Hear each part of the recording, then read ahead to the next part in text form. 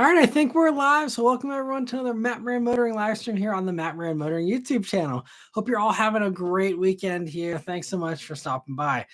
So all the other usual live streams here, we're going to go for about 2 hours or so. I'll give priority answering. Then anyone does a super chat or a super thanks. So as anyone who's a member there with the green usernames, they always get that priority answering. If you'd also like that priority answering, there's join buttons here on the channel. And so I see we got a bunch of people already joining in and commenting, asking questions, sharing their spots here. So thanks so much, Harsha, Grant, Cars, Anthony, B. Mitchell, Raphael, Doug, Luke, Wheatman, and Vishal, and Little Rockstar. Good to see you here, Blaze, Danny. And so, yeah, getting right into it here. Harsha said, my birthday was yesterday. Happy birthday. He says, I saw the Minecraft movie. It was a decent movie, but it should only be watched with friends. Nice. Well, I'm glad you enjoyed it and hope you had a great birthday. And that's awesome. Grand says, good evening. My only spot this week was a Porsche SUV. Nice. Yeah, I actually took notes this week of the spots so that I'd actually remember them here for the live. So I saw this week a Cadillac STSV. Don't see those too often. That was pretty cool. Saw a Lancer Rallyart, but you don't see the actual turbocharged Rallyarts. But I saw one of those with flowery graphics on the side, and it reminded me of the days when people would actually do graphics on the side all the time, and that was something I'm like, man, people should do more graphics. I feel like that's a trend that should come back more. But anyway, and then I saw a Saab 900 convertible. I think it was one of the more rounded off ones. And then I also finally just today saw a Suzuki Equator, which I think Danny might appreciate as far as the odd badge engineering stuff. That was a Nissan Frontier that Suzuki just put badges on, and it's changed the styling a tiny bit, but kind of a funny partnership there. So yeah, that's all the interesting spots I saw this week. I'm curious to see what else you guys saw too. I see Cars says, hi everyone, hope you all had a great Sunday so far. Looking forward to tonight's stream. And Anthony says, hey everyone, crappy weather this weekend, but I did a lot of driving to my boys' basketball games from the Bronx to Jersey. Saw tons of cool stuff. Civic Del Sol, 94, 95 Supra, nice. C2 Vet and GMC Typhoon, very cool. Awesome spots. B. Mitchell says, rain earlier in the week took care of most of the road salt, so the cars of the summer are starting to crop up in the MSP area. That's always good to hear and good to see. And he says, car spot of the week is probably a 1948 Lincoln Continental Cabriolet I inspected on Friday. Unfortunately, it was in the process of a botched restoration when the owner of the shop died. Man, that sucks. The owner wants to know what to do, and I said, it's a parts car. It needs 45 grand in parts and work to make it functional on a 35 grand car. Yeah, that's tough. It's really, I know so many of those older classics. It's hard to justify anyone restoring them. Even some of the stuff the convertibles and the coupes used to be the ones that are okay, you spend the money, it's still worth it. But that's not even the case anymore. It's crazy. So anything that's getting restored in that age range, I feel like it's just a labor of love. But that's why, at least 40s stuff, you don't hardly ever see, unless it's some real high dollar thing, you never see, at least personally, I've never seen, recently any kind of recent restoration. They're always restorations from the 80s or the 90s, and they have a cassette deck under the dash and all that kind of crap. Because it's just after that point, it really, it didn't make a whole lot of sense to do these, expensive restorations a lot of times. But I'm hoping it's selfishly that a lot of those 40s vehicles get to some cheaper prices someday, so I can scoop them up when no one wants to restore them anymore and no one wants to drive them. I'll be there, hopefully, with some space and maybe a few bucks to spend on them. We'll see. But anyway, let me see. Luke says, don't know how long I'll be on for this evening. I have to get up at 5:30 for work. Totally understand. Well, thanks for stopping by. And hopefully Maverick's still treating you well, Luke. Let me see. Wheatman says hi as well. Vishal says, what's up, Matt? We took the TX on the first road trip down to Panama City Beach, Florida for a few days. 1,400 miles round trip. Was such a great highway cruiser. The turbo has good power too. Nice. Yeah, I'm sure that'd be a great beach trip kind of vehicle. That's awesome. And glad you enjoyed it. Luke also says, too much rain lately. My sump pump runs like crazy. Yeah, we've had a ton of rain here too. And it seems like every day, basically for the next week, we're going to have rain again. But man, it was pouring a lot. It makes it hard for doing car reviews because trying to find a dry day and then having that line up with when I need to do stuff and get stuff posted. And it's been a little bit of a challenge, honestly, because it's been so rainy so far for the past few weeks here. It's kind of out of the ordinary, I think, at least in recent memory. But Little Rockstar says, hope you had a great weekend, Matt. I got to drive my Stinger GT a good bit more this weekend. I love it. I'm glad you're enjoying it. Yeah, I'm surprised you didn't like he had a GR Corolla and wasn't loving it, and so he traded for the Stinger. I'm glad. I mean, I love the Stinger. I've been saying that car's been awesome ever since they came out. But yeah, I mean, I'd be curious, Blaze, to hear more thoughts from you as far as what led you down on the GR Corolla. Just because I mean, obviously there's a lot of people that have traded them in, or either because the aftermarket support or worries about reliability or things like that. But I'm curious, what was the biggest downfall for you for that car? Because I'm I've never spent more than a week with one, so it's hard for me to say. But I am actually I'm scheduled to get one here. Towards, I think it's sometime in early-ish May. I'll be getting a GR Corolla again. I think it's the automatic one. I'm not entirely sure, but I'm going to say yes to any GR Corolla, even if I have no excuse to drive it. Just going to say, oh yeah, it's the 25. I mean, they did have some changes for 2025 here, so it is actually worth doing. But yeah, so we'll see. But I'm excited to spend another week with one for sure. But let me see. So, where were we here? So Danny also says, hello. Weird thing I learned that Mitsubishi holds the world record for the world's smallest production V6 engine, 1.6 liter V6 in the Lancer's non-Evo. That is crazy. Another thing I never knew, you would kill it at like a car trivia challenge or something with the wild stuff that you're finding out here. He says, rare spots, Saturn L300 and Bone Stock 08 STI. Nice. I always thought the 08s were kind of underappreciated. Like you see all the like Hawkeye and the Blob Eye ones, and then you see obviously all of the later year ones. But I feel like I very rarely see the 08s, 09s, 2010, 2011, all those hatch ones. I like never see them. And I don't know. I always loved them. I was so excited when they made it a hatch. And then it was in the Fast and Furious 4. And, seeing Paul Walker drive one of those, definitely, even though the paint scheme was a little iffy in my opinion, but, that was really cool to see. And so I've always loved those kind of, it's one of the ones I kind of wish I had bought or found a way to buy at some point back in the day, but maybe someday. Luke says, I wonder how many rants we'll hear tonight. Yeah, I'll try to keep the rants to a minimum. We'll see what happens. No guarantees. Dragon Cargo, thanks for stopping by. This is greetings from Arizona. PK says, I hate bringing this up because it pisses me off, but do you think if tariffs stay for the 4 years, are affordable sports cars gone? It's going to come down to what extent they stick around. There's a lot of variables, so it's hard to say. But I mean, we don't even need them to stick around for 4 years for sports cars to be gone, or affordable sports cars. I mean, GR86, BRZ are kind of towards the end of their lifespan anyway. There's rumors of a new one and stuff, but that's, I mean, and look at Miata's pretty old. I mean, they will be happy to continue to sell them, but if it's going to get to be super tough and then you're going to have all these tariffs and stuff, you could see those things continue to still be made, but just for their home markets. Because especially in affordable sports cars, we help their business case a little bit, but whenever we're talking volumes of under 10,000 units a year for a lot of this stuff, maybe more than that slightly, but around that, I think with those kinds of volumes, those be like, okay, we just won't play in America anymore and just pull them out. And I think that's the thing. A lot of people think that like the rest of the world needs America for some of this stuff. And some things, I'm sure that is the case. I'm not an expert on everything, but what I know is that, those cars are not made for America. They sell them here and do a decent job selling here, but they don't make the Miata for Americans. They make it, first and foremost for their home markets, all those little vehicles. That's really the primary market for them. So, I think there's a good chance because again, it's all about affordability. And if you don't have affordability anymore, that goes out the window with the tariffs.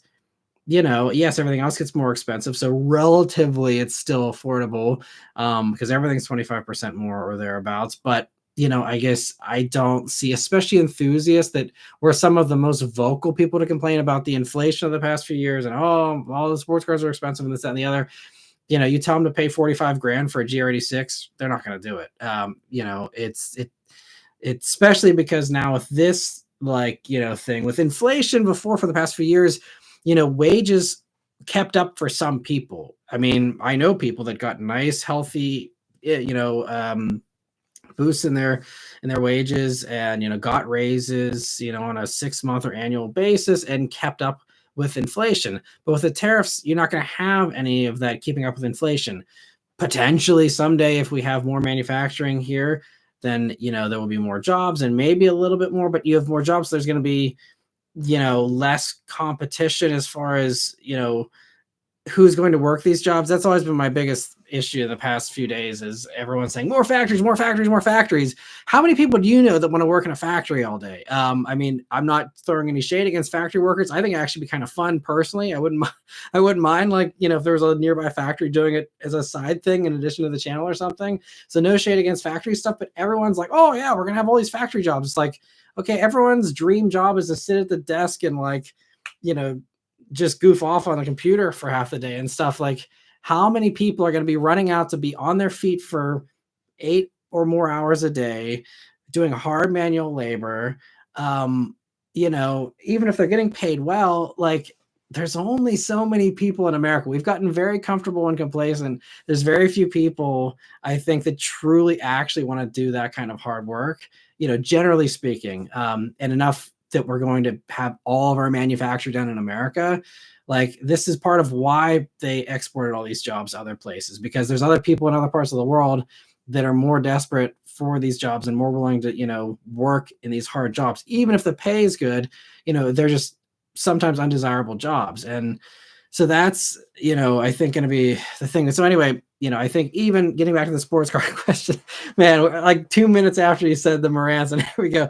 No, but getting back to the sports car thing, it's just like, I don't think that wages are going to keep up with inflation this go around. So everyone is just going to have less money to go around, and therefore sports cars are going to be the first thing on the chopping block. We're already seeing with Mustangs. The Mustang, even though it's now the only muscle car, you think, oh, well, everyone that wants a V8 muscle car that was coming from Dodge or Chevy, they're all just going to go and buy Mustangs now because that's the last one standing. And it was kind of like, the assumed way that we thought sales were going to go for Mustang. And Mustang two-door sales just keep on dropping. They're worse year over year. And they just keep, every single month is like another month that is falling short of last year by a good amount. And so I think you're seeing a lot of people already cutting back on their discretionary spending, and sports cars are one of those things that oftentimes are a luxury for people, a fun extra thing. Some people daily drive them, but it takes a certain type of person to be able to daily drive a Miata. It's not for everybody. So it's there's those types of things to keep in mind. I think, yes.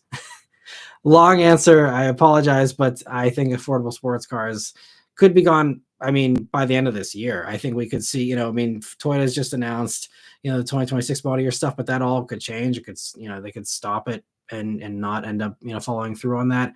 Totally possible. So, we'll see what happens. But yeah, I wouldn't count on that stuff. And this is why, again, if you have the money, especially before tariffs hit, get this stuff now while you can. Hold on to it, because it's not a guarantee you're going to have this selection. I really think, regardless of what happens with tariffs, as long as any kind of tariff remains, you're going to have a lot of companies take a hard look in the mirror and say, which of these models can we cut? Which of these things are we actually going to be able to sell here? And then they might still try and sell some stuff, but they might just see, okay, well, now the math is different on all this stuff. And so the break-even point for how many sales we need to justify this business case also going to hurt, stuff in the future of bringing stuff over here that's already, just things that are hard to justify.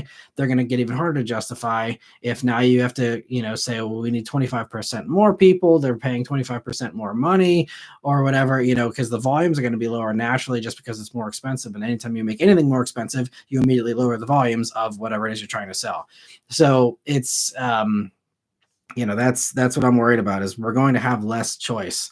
And some people, that's great. They want to get back to the 60s where you had the big three to buy from. And, if you didn't like a Ford, a Dodge, or a Chevy, then, you find some little niche thing, or, but that's kind of what some people think was like the heyday of the auto industry. And they want to get back to that. And maybe, we'll exile enough car companies here being unfriendly enough with trade that we'll get close to that. Obviously, we'll never get that, narrowed down, I think, again, but it's going to be less selection than before. Anyway, Notorious CRG, thank you for 2 super chats here. First one, he says, it's our own fault for losing manuals, losing affordable sports cars and sporty two-doors. We all talk a big game, but our money never shows up. I mean, people do their best though. And I certainly can understand, a lot of enthusiasts aren't able to write, big checks or be able to, afford these things. And, it's just the way it goes. I think also enthusiast vehicles, especially the affordable stuff, appeals to younger buyers more so. And those people, oftentimes they have to wait for the used market, or they can't buy something brand new. So, I mean, I can understand it, but yeah, it is kind of the chicken and the egg kind of problem of like, they want these vehicles, but they're not able to buy them new. And, I think there's this widening wealth gap that we have in the country as well, where, anyone is an enthusiast that's older, they often have more money to spend, and they're all the ones that are buying 911s, who are, Porsche 911s are selling at record rates, all this kind of stuff.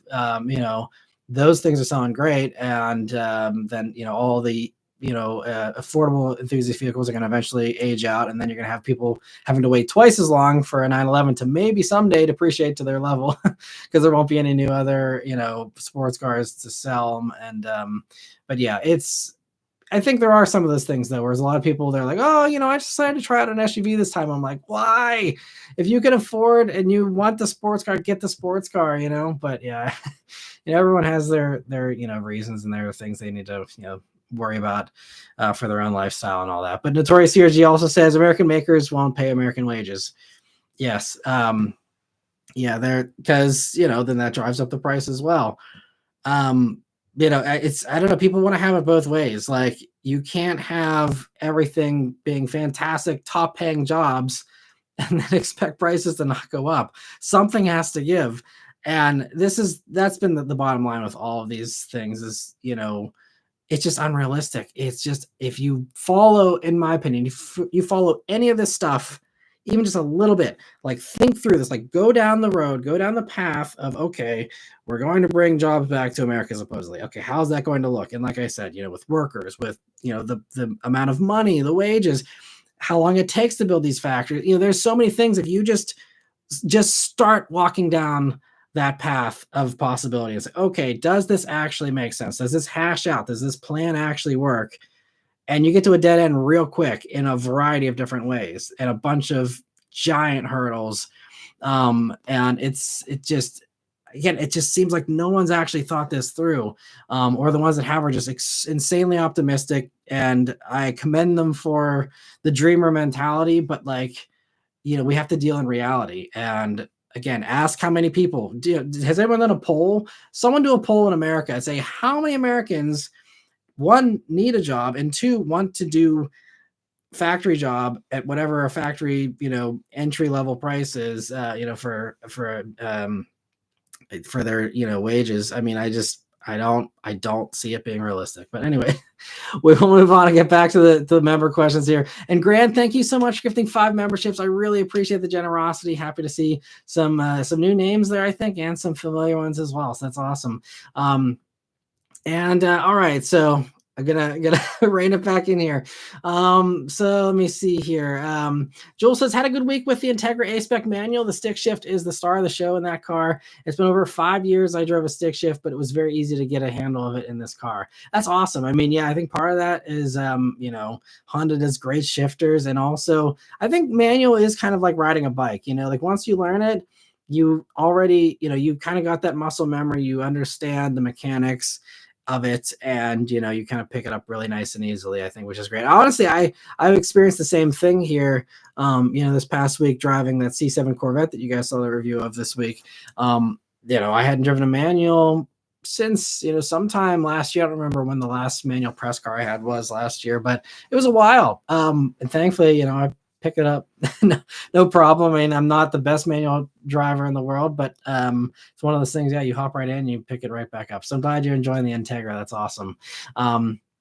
Harsha says, I spotted a Dodge Viper ACR on the highway this week. The guy was driving it during a downpour. Man, well, kudos to them. Hopefully they were on some decent tires so it wasn't too sketchy. And Rick Klinger, thanks so much for joining the Matt Maran Motoring Club here. I really appreciate it. I'll keep an eye out for your questions here going forward. And yeah, looking forward to chatting with you. But thanks so much, Rick, for supporting the channel. I really appreciate it. And let me see here. Where were we?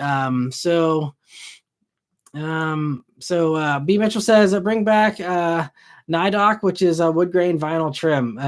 I mean, you know, I don't know how many of these woods that are out there in car interiors. Some of them are definitely fake. I've never heard of the Dinoc, but yeah, I'm all for wood trim. I was actually just talking about this with Beth last night, that like I still like enjoy like wood furniture, wood cabinets, like so many of these, you know, modern like renovations in kitchens and in houses in general. Is, you know, everything's white and black and very, you know, stark contrast stuff. And I like the warm feeling of wood and, you know, that brownish glow, you know, around as I'm staring at my desk that's wood, and I have my wood hat rack here and stuff.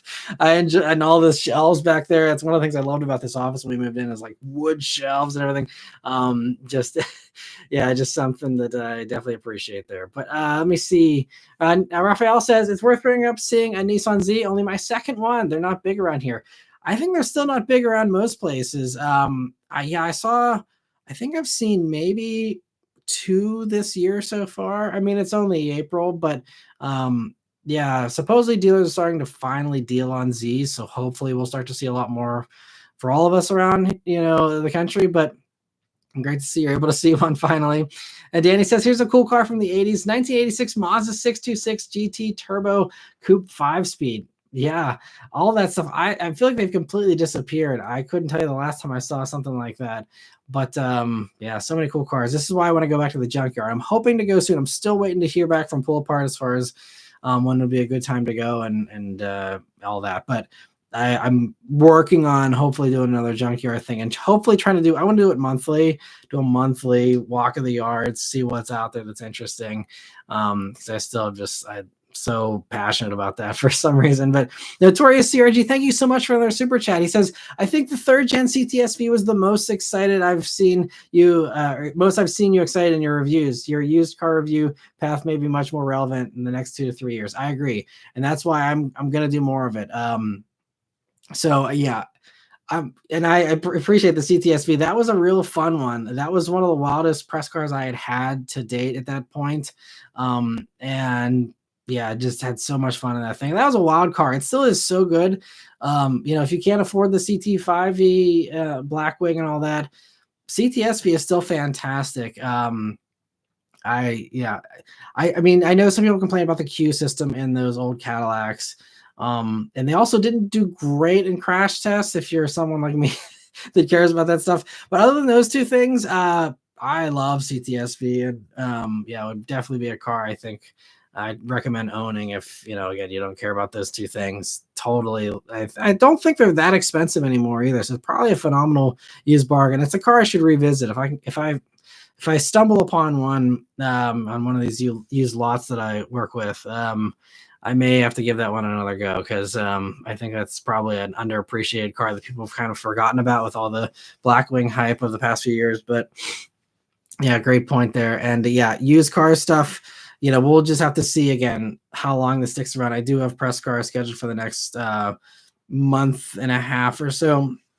But beyond that, yeah, I may just start saying no to everything and just do only used stuff, or most heavily into just used stuff, because I think that will be what people need to see the most. But we'll see. I mean, honestly, the C7 video already this week has proven that was a good idea. I mean, that's already gotten more views than the Aston Martin. It's gotten more views than all the usual, like, ordinary stuff. And it shows that that is still, just going back to my roots. It's so hard to completely cut off all the new stuff though, because it's so easy to have it right there in the driveway. And I'm also interested in seeing it stuff, and I don't want to, cut off connections and then have people think like, oh, well, we should stop inviting him on things. We should stop doing this, that, and then I miss out on cool stuff like, maybe Corvette CR1 or other things where I do want to be on the new car, circuit for. But yeah, I'm going to try and definitely do more used stuff. I think it's definitely the best way to go forward here. And even regardless of what happens, even if the tariffs go away next week or something, I still think used is because cars are still record high prices even before tariffs.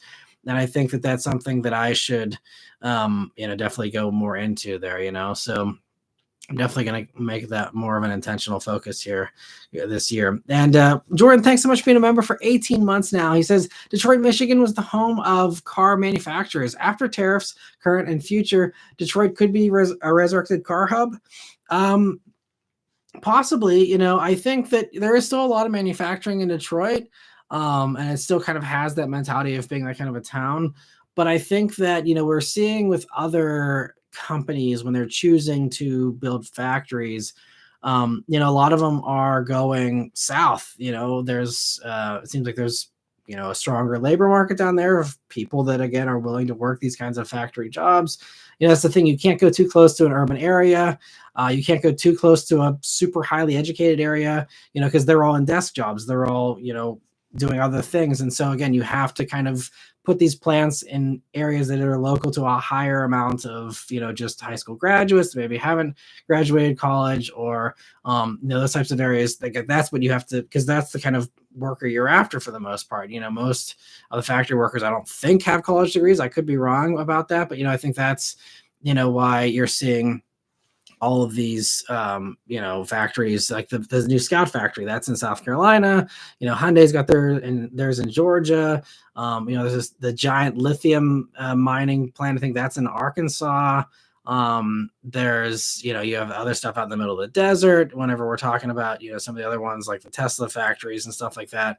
So there's, I think really the flyover states, are going to be the ones that are going to probably get the most investment in that. And that's been kind of the strange thing about the anti-EV movement is that is creating a ton of jobs in very red states. And so obviously now we're starting to see the shift, of, the red states maybe supporting Tesla a little bit more now.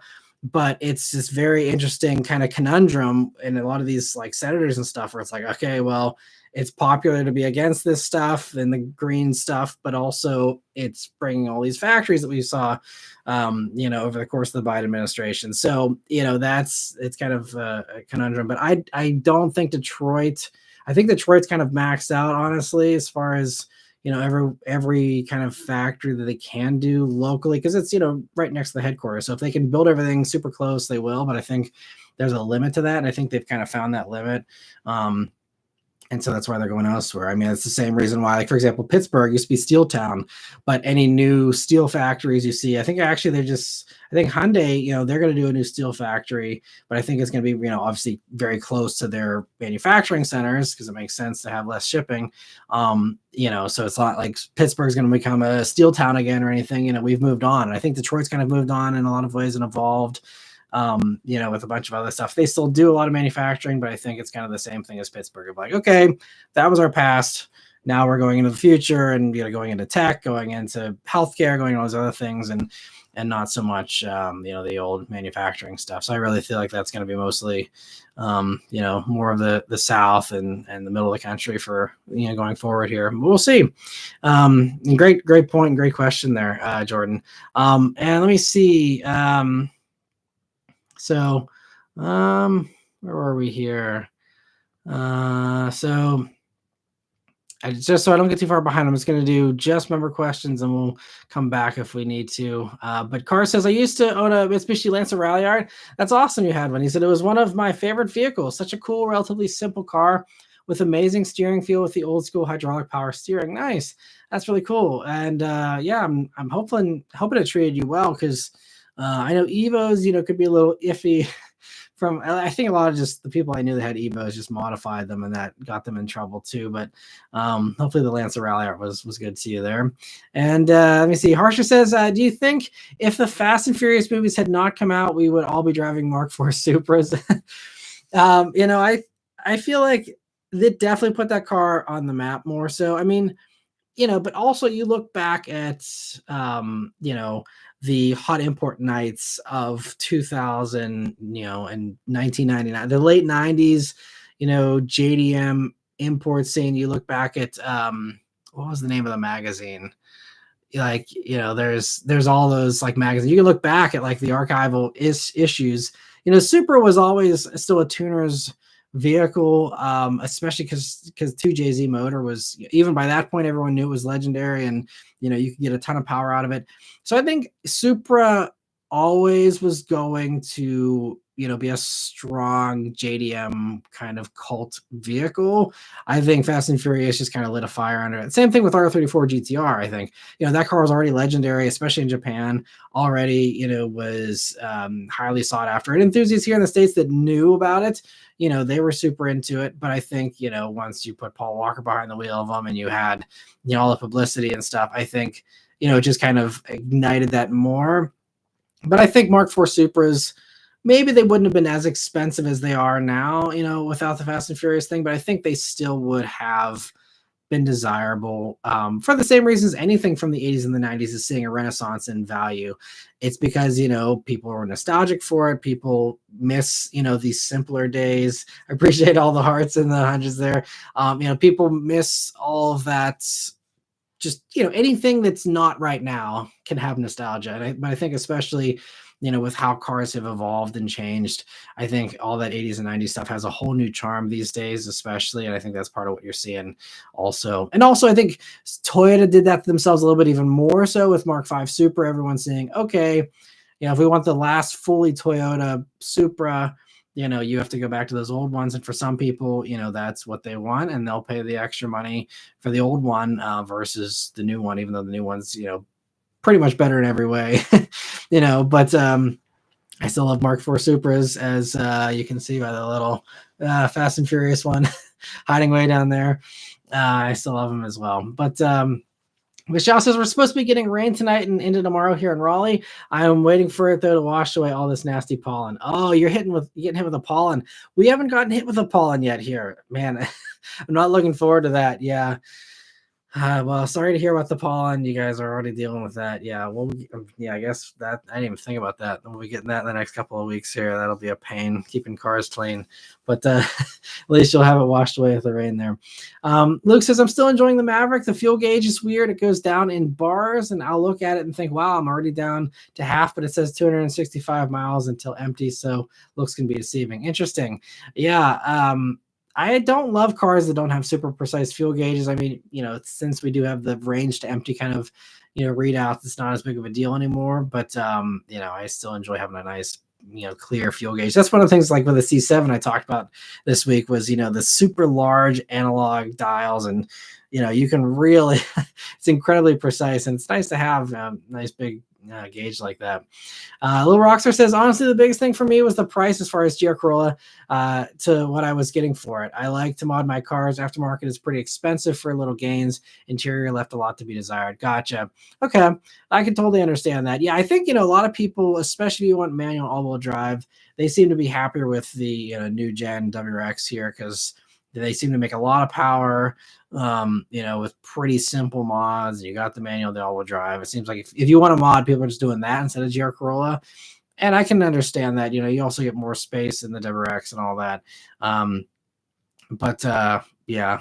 See, to me, the interior is like, it's endearing in a way because all the important stuff, the seats, the steering wheel are unique to the GR version. So I don't feel, and even the gauge cluster, so I don't feel like cheaped out there. Obviously the other parts are simple. For me, it's just like this raw kind of feeling whenever you have that. But I can understand if you're paying your own money for that, and you're spending a lot of money, 40 grand or more for a GR Corolla, and you're sitting in a otherwise regular Corolla interior. I can see that being not ideal. So I can understand that. So I'm glad you got, what you love there with the Stinger. And Stinger obviously definitely improves that for sure. You're right, with more luxury. And yeah, hopefully you're getting decent fuel economy though, because man, every time I had a Stinger GT press car, they were so thirsty. Those things. I mean, if I was lucky to get 18 mpg, like that took some effort. I think it was like those things, they like to drink down the gas. But great cars for sure. And let me see. I see YH says, what is your favorite convertible? I'd have to say favorite convertible, probably Ferrari 812 GTS, because it's got the retractable hardtop, so it looks really good still with the top up, and you can use it as kind of like an all-around car for everything. But it's also, and it's got, decent trunk and all that kind of stuff. Obviously, I'm sure there's probably, I can count on one hand the amount of people that daily drive an 812 GTS, but if I had to have, like, if I had all the money in the world but only had like one garage space for a fun car, I think 812 GTS would be what I would go for, because again, it has that duality. So that'd be my favorite, I think. Kraken says, hey man, rebranded from MBCan so I can keep everything easy for people to follow me. That's awesome. Well, yeah, thanks for letting me know. And thanks also for being a member here for over 3 years now. I really appreciate it. And hope your Kona ends treating you well. I know you had some rough luck there the past few weeks. Hopefully everything's doing better now. And Michelle says, trying to keep tariff talk to a minimum. But with Tiguan, Taos, and Jetta being built in Mexico, what do you think will happen to these models? I think they try moving Tiguan to the Tennessee plant. Yeah, so what I heard, just journalist chatter, is, all these American factories, they're going to try and stuff them with as much as they possibly can. Like someone, I think, mentioned that the Polestar, the factory that currently builds Polestar 3, that I guess Polestar's not selling super well right now anyway. And I think what I heard was that they're going to just like get rid of everything that's not high volume and put all the high volume stuff into that Volvo plant. So that means XC60, XC90, bring all those over there. And I think you're going to see that with every one of these companies is, what are their highest sellers in their, in their lineup. And whatever is currently being built in those factories will get exodus to, they don't care where, and every high volume model will go, and they will, because you can switch around the tooling for a factory with some exceptions. EV versus gas is a little more complicated and stuff, but with other, if you're talking gas versus gas, you can retool a plant, I think, in about 6 to 9 months is what I think the consensus is from my understanding of it. So, if everyone's like, okay, this truly is not getting any better anytime soon, you retool, and that means downtime though, but you're going to have downtime at the factory. But then you will have, for the next 3 years, at least, all your high volume sellers being built in the States. And so I think that's why car companies are trying to figure out, like, is this truly going to be, is he going to hold firm with this stuff for the next 4 years? If so, then that's what they're all going to do. I guarantee it. I'll put $100 down right now. Every single one of these companies is going to do that exact same thing. Pick the top sellers in their, for their brand, and they're all going to be in the States. But so I think Volkswagen, Tiguan's got to be one of the top sellers. Taos is probably pretty high up there. But I also think, Atlas has got to be really high too. So I don't know. I think Atlas is already built, so that's probably good. I think that's somewhere, in like Tennessee or something. But yeah, I think absolutely. Jetta, I don't know. Jetta is kind of iffy because Jetta, they don't build that, I don't believe, for Europe anymore. So Jetta is kind of a uniquely American thing. That's why we have the manual on the Jetta GLI and nowhere else in the Volkswagen lineup, because it's kind of its own separate North American kind of thing. And it's an old car. So, you're trying to, again, weigh out, okay, well, how long can we possibly sell this car for? Can we do it for another 4 years? Otherwise, we're not going to retool the plant to build this car that then we are going to be getting rid of or whatever. So I don't know about Jetta. We'll see. But I think Tiguan and Taos, you'll see them relocate to somewhere in North America, and they'll kick out whatever else is the Volkswagen plant. I know that was the other thing I heard is ID4 will probably get booted because, again, EVs are going to be put on the back burner because, again, it's about just generating cash to weather this storm. And so, I think that you'll see ID4 probably go overseas.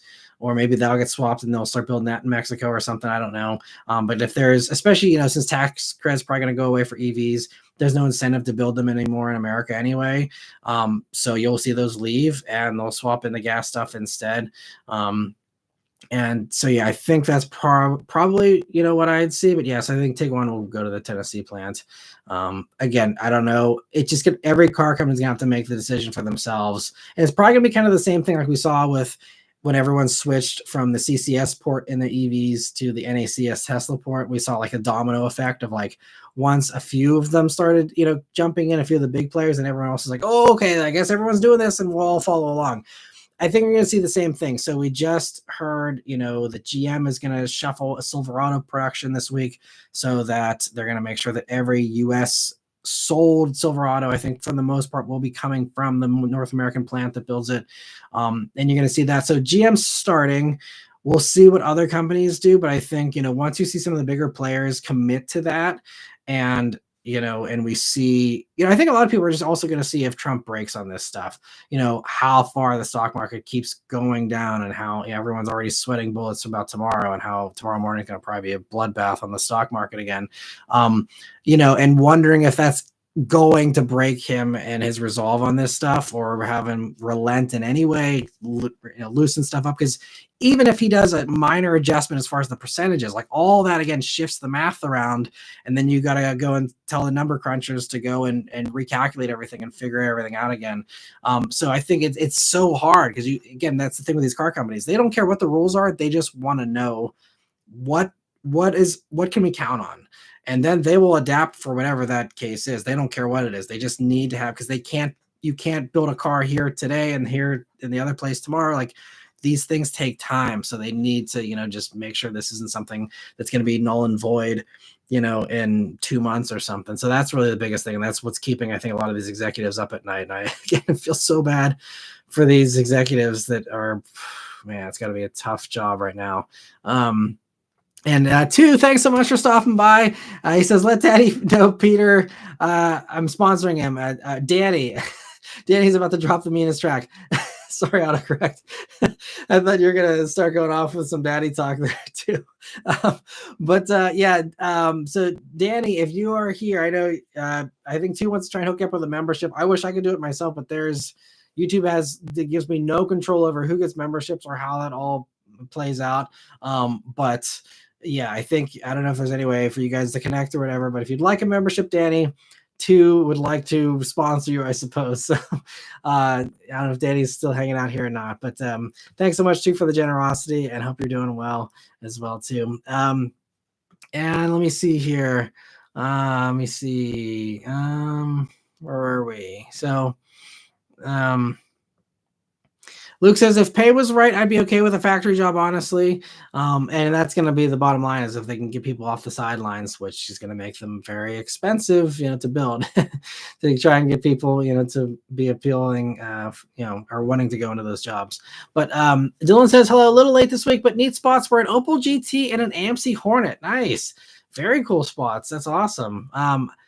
So Opel GT, are you talking about the same thing as a Saturn Sky? Because if so, I wonder if it was just a rebadge or if it was a legit Opel GT, or if you're talking about something else. I'm not sure. I'm a little foggy on my Opel nomenclature, but awesome spots nonetheless. AMC Hornet's always cool to see. And YH says, why does Dodge keep pumping out unreliable crap? Even if it's not a big engine, they are crap like the Dodge Hornet.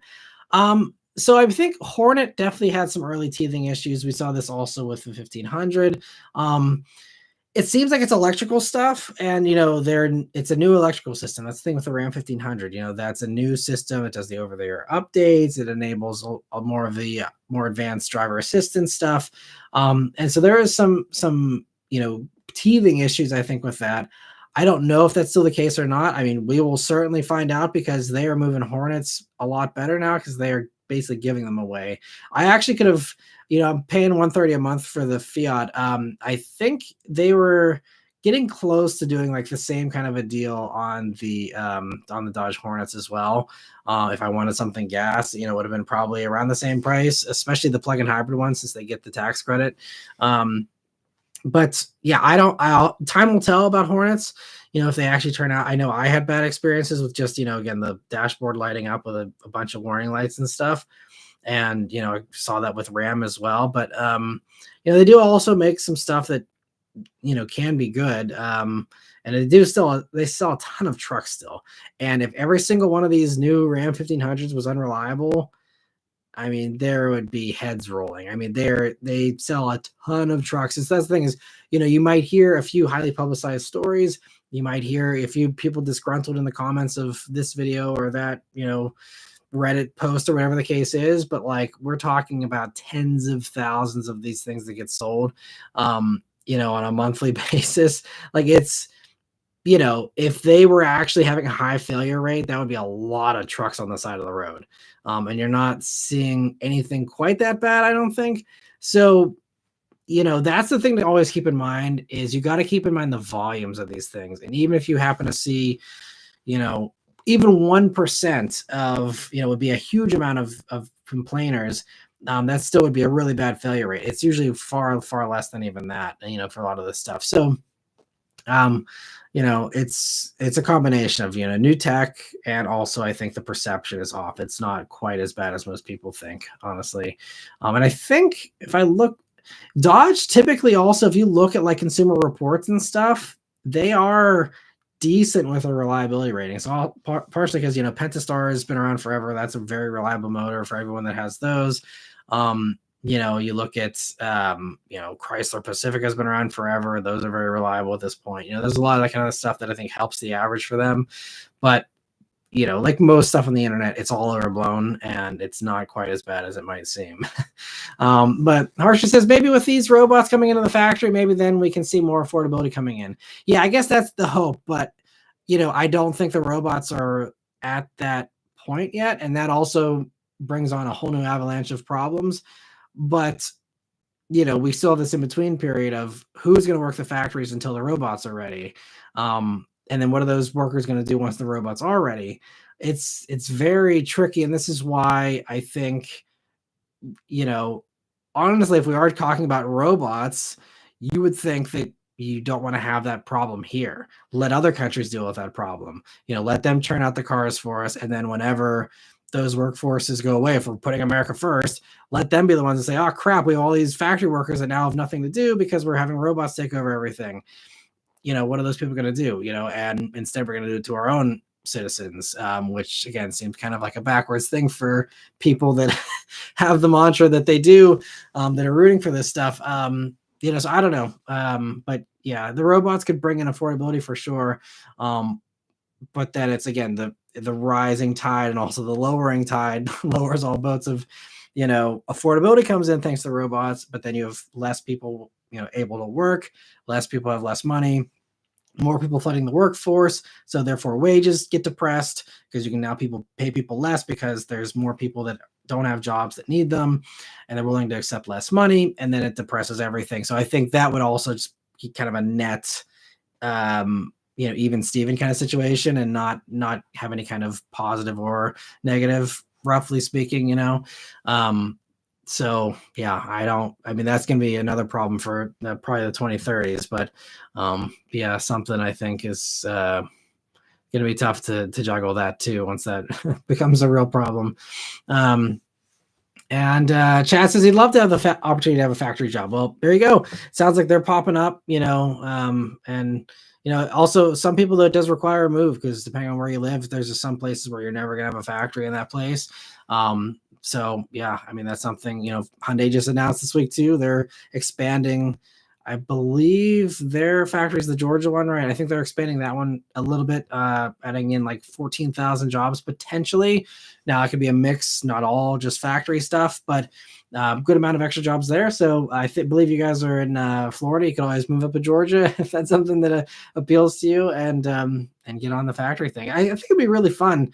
Factory people I've talked to, there was a few fans actually that were some of the line workers building the Bullet, and I guess this is far enough separated from that whole thing, so it's probably okay to say, but I actually was able to get some pictures of the Bullet coming down the line. I was never able to share them because it's all, hush hush and all this, but I have pictures of that car thanks to fans who were able to, snap some stealthy pictures for me of it coming down the line. But they seem to really enjoy it, and like I said, it'd be a fun thing to even do part-time if there was a factory nearby. I'd love to help put cars together. That'd be really fun. But let me see. Trent Carger says interesting spot was a 71 Chevelle heading back from work today. That's awesome. Yeah, good to see everyone getting out the fun cars here. Harsher says robots don't need salaries or good working conditions to work efficiently. Yep, and that's why everyone's working towards that, and it's gonna be a real game changer when that happens. And Bobby says the big three is now Ford, GM, and Tesla. I mean, Stellantis still does a lot. They still sell a lot of trucks, still, sell a lot of cars. Stellantis is huge. I can't remember. Obviously Toyota's number one in the world, but I think after Toyota, I think Stellantis is number two, maybe number three. They're huge. I mean, when they do this big combination of all these brands. So I think if we're talking by the numbers, I think Stellantis definitely deserves to be in the top three still. And yeah, we'll see what happens with the Tesla. But Chad says RHO V6, why such terrible MPG? Because it's on very knobby tires and it's very heavy and has no aerodynamics. That's really, that's, you kind of get to a law of diminishing returns with efficiency with those types of vehicles, where you just don't have the payoff really there, so that's why RHO, in my opinion, it's partially a compliance kind of vehicle that now obviously we're not going to have to worry about. But I think also, it kind of made sense because Raptor, has the 6-cylinder version and people are happy with that. And it does lower the price. So I think, but RHO shouldn't have been an actual MPG play. I don't think anyone in that segment cares about MPG anyway. But, it was never, I think, going to get actually better fuel economy. It was just like, we can't have the V8 anymore, so we downsize to the V6 there. But yeah, and it's the inline six. Hurricane motor is a heck of a motor still, super strong. But just can't match the TRX there for sure. And let me see. B Mitchell says a former coworker daily drove Miatas in all 4 seasons in Minneapolis. He actually went through 2 that he bought new, cranked them up to about 200,000 miles on each. Was looking at a number 3 when I retired. Wow, that's impressive. I really respect someone like that. That's awesome. I'd like to buy that person a beer. That's so cool. And I still wish I had like a job that let me do like a ton of miles on one car. Because I've always thought it'd be fun to like rack up a ton of miles on a car, and I've never had the opportunity, honestly. It's always been, hopping from one thing to the next. But Bobby says there's no affordable stuff from Ford, GM, or Tesla for that matter. They took all that away by getting rid of the Chevy Cruze, the Camaro, Focus, Fiesta, Ford Fusion, etc. In some ways, I think Maverick, at least when they, debuted it as kind of a replacement for Fiesta and Focus. Maverick was low 20s. It's now, high 20s, but that's also against part of the inflation thing and just, vehicle bloat over the years of every year, everything gets more expensive. GM, I guess they don't really have a whole lot, but I think Trax is fantastic though. Trax, $22,500, fantastic car. That's why they sold 200,000 Trax last year, because it's a really good little car and it's a ton of space for, very little money. And so that's the thing is, these car companies, I think they played it smart. Ford does trucks better than anybody. That's why F-150 is the number 1 selling vehicle in the world, or in the country. So, it makes sense. Like, well, let's just make a small truck and make that be our Focus and Fiesta replacement. And it worked out really well. Maverick sells phenomenally well. People love it. And Trax, does the same kind of thing. If you offer people a Cruze or a Trax, everyone's going to go for the Trax anyway. Most people, obviously I'm not talking in absolutes, but, majority of people would go for that Trax anyway. So why not just make it really good and not bother with the Cruze instead? It makes sense, I think, so I can't blame them because they do still have affordable stuff in those price brackets. Tesla, if you're new. They are leasing, I think right now, especially right now, you can get a pretty cheap lease on one. I think they're like about $300 a month for a Model 3. And then, I mean, used Teslas, I mean, they are definitely affordable. You can get a Model 3 for nothing right now. Model Y too. I mean, it's just, they're all dumping them like so quickly. And there's a huge flood of them on the used market. Hertz dumped all theirs last year, so there's a ton of those probably still floating around too. I mean, that honestly, like, it's kind of funny the way it worked out, but like, I think Tesla actually got us to mass affordable EVs faster than anyone, just by them being undesirable. And now there's hundreds of thousands of Model 3s floating around out there for, probably 20 grand, maybe less. I mean, definitely affordable vehicles. If you want an affordable EV and you don't care about the Tesla baggage, I mean, it's a phenomenal bargain. So, I think that all three of them actually have really good affordable options. Tesla doesn't have that new technically, if $300 a month isn't considered affordable to you, but you can get Model 3s dirt cheap now that are lightly used. So I think that they all have stuff to offer still. And Bobby says you don't know what's going to happen. There's smarter people making these decisions, hopefully. Yeah, well, absolutely. And this is why I'm just spitballing here, and we'll see what happens.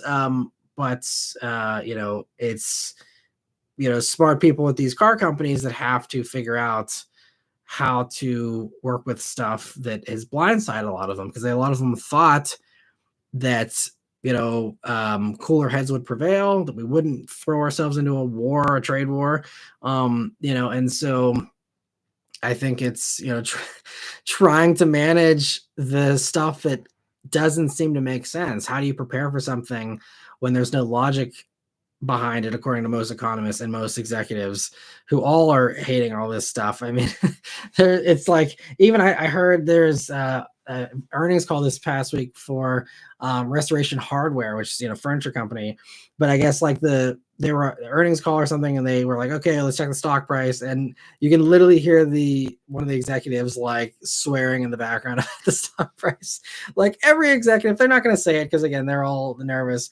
Some of them have said it, like Jim Farley, at Ford, but they all agree it's a bad idea. Everyone that's higher up. I mean, JP Morgan said we're going to be in a recession by the end of the year. I mean, when Wall Street's not even like, supporting this stuff anymore, that's, I don't know. So I think that everyone's just like, how do we, deal with insanity? And that's really the hard thing. But the smartest people are making these decisions. We'll see what happens. But I think it's fairly easy to predict some of this stuff. Like I said, I called, all these factories optimizing. It makes sense logically. You can't put up factories fast enough. So you just optimize what you have and you grin and bear it for the rest of it, and, see what happens. But I think that's going to be the way most people are going to go. And Kraken says Honda manuals are really easy to drive. Yeah, they're definitely some of the best. I always, especially for new manual drivers, if you're trying to learn manual, nice light clutch, nice well-defined shifts. Really, I think the best kind of starter vehicle. This is why I've always said anyone, not only just like trying to start off with manuals, but if you want to get like the first enthusiast fun car, I think that especially the last gen of non-turbo Civic Si is pretty affordable these days. Really a good gateway car. It's so easy to drive.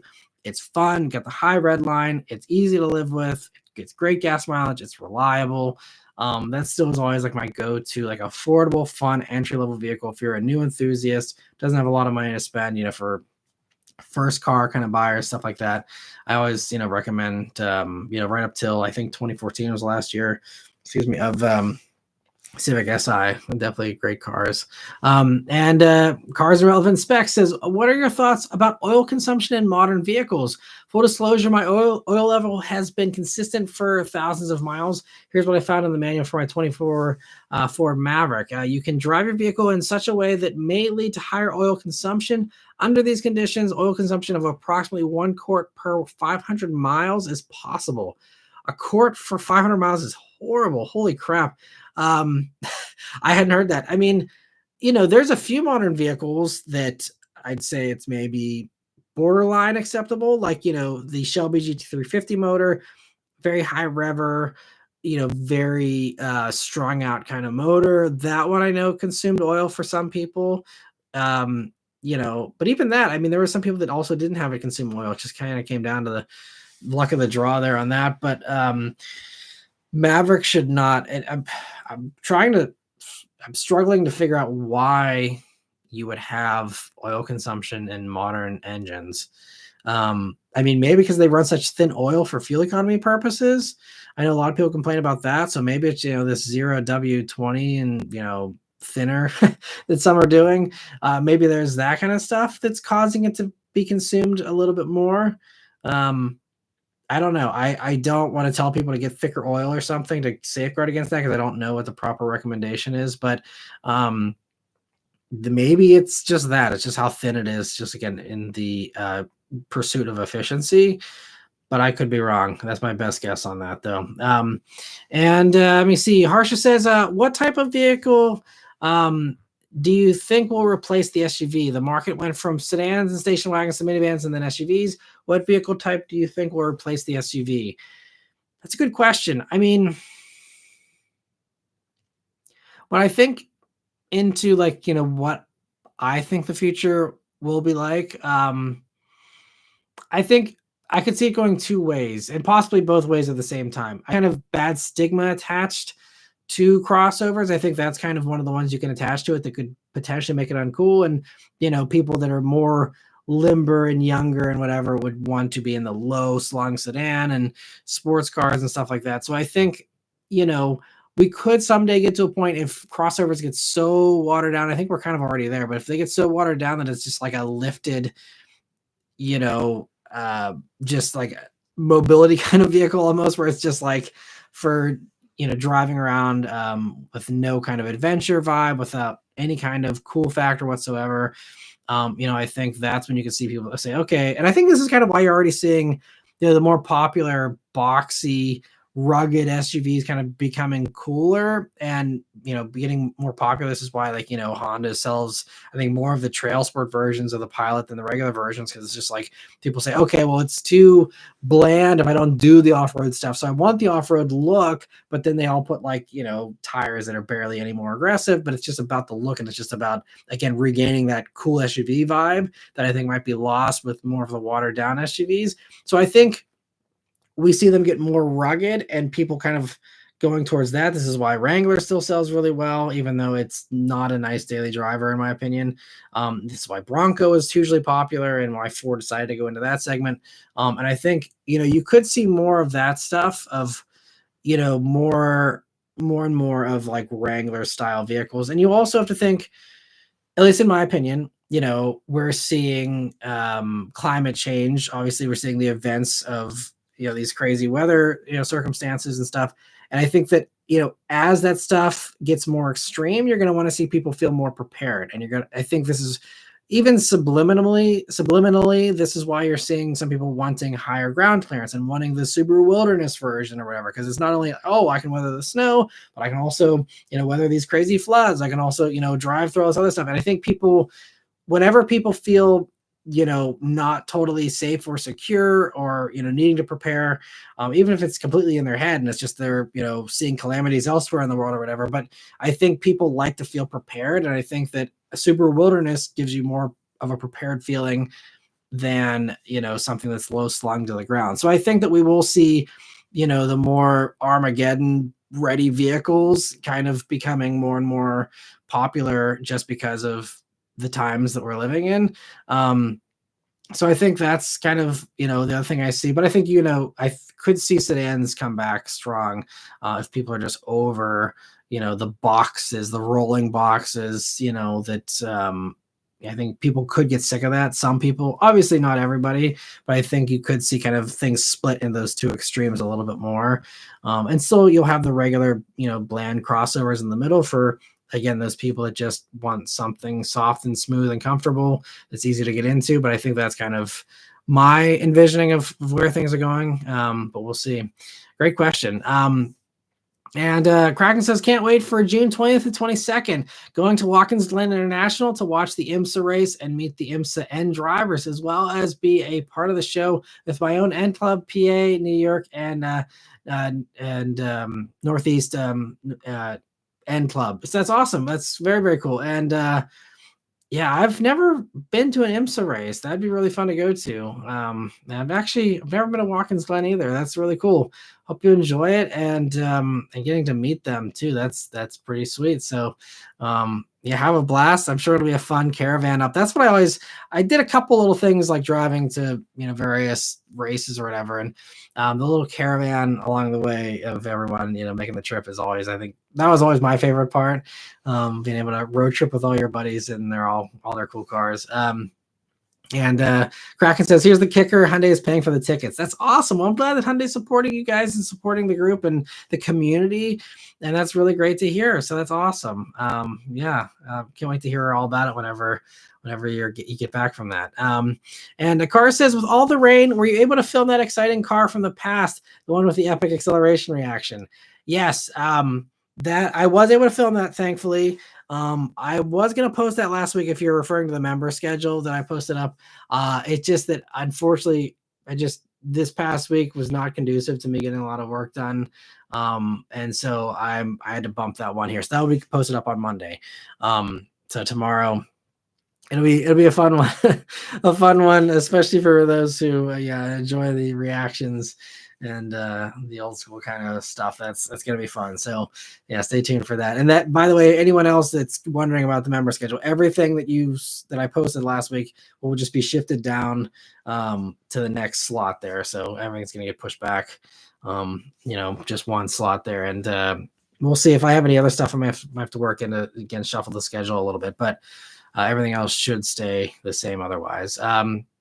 And B. Mitchell says Jordan Scout is about the best case scenario. The engineering is suburban Detroit, while right to work South Carolina and South, I guess the actual factories. Yeah, Scout is doing great stuff. I think that's going to be a huge success story, hopefully. But we will see what ends up actually happening with the Scout plant, because I've also heard that Volkswagen is considering still building the Scouts there, but really trying to cram that factory jam packed with whatever other stuff they can fit in Volkswagen Group in that factory. Because that factory is going to be extremely valuable here. Coming online a little late, unfortunately, it's not going to save them for the next, for this year. But, if we're talking, 2026, I think is when that factory is supposed to come online. That's going to be a really, very valuable commodity for Volkswagen. So we'll see. They may actually, depending on how well, they may build Scouts there for a little bit, but I honestly wouldn't be surprised if they just kick Scout out of that factory altogether, at least until, the end of the Trump administration, and build, the meat and potatoes Volkswagen Group stuff, build the Macans there, build, whatever else they can cram in there. Again, just to optimize what they have, because that's the best they're going to be able to do, I think, realistically. And B. Mitchell said also, when Ford's Twin Cities plant was open, there were a lot of former teachers that worked there, better money with less BS. Oh, I can totally see that. Yeah, I mean, it's so impressive, the people that continue to be teachers. I've heard many firsthand accounts of the insanity that goes on there for such little pay, such horrible treatment and stuff. Yeah. Kudos to all the teachers out there. You are strong individuals, and I respect all of you for anyone's a teacher. Yeah, I would totally agree. A factory job's far easier, even if it was the same money. It'd probably be, a much less stressful situation. Because man, schools are tough these days. And Nicholas says, every mile with my G86 feels like such a blessing. Would be really sad not to have cars like it available here. Yeah, and I agree. I'd really be upset if we lost all the affordable sports cars, because they're my favorite vehicles to cover. They're it's my favorite segment of cars in the industry, and yeah, I'd be really sad for sure. So, well, again, keep our fingers crossed that everything works out. I mean, thankfully, at least G86 has been on the market for several years now. There's lots of used ones out there, but hopefully it's not just something we gotta only buy on the used market. Hopefully we keep having available, because we know Toyota's game. Toyota's working on a next gen, I think, and they're committed to all those awesome sports cars. MR2 probably, Celica, all this stuff. So it's not the car company's fault. It's just, do we have governments that are friendly to that stuff? So we'll see. And Raphael says, definitely no pollen here. I got snow this morning. Crazy. We're supposed to get snow overnight tonight. So yeah, it's all over the place here. And sorry I missed all the super chats. I don't know. It didn't let me know about the super chats. I apologize. So procrastinate. Thank you so much for a super chat. I didn't see, okay, I see your comment here. There's a few comments.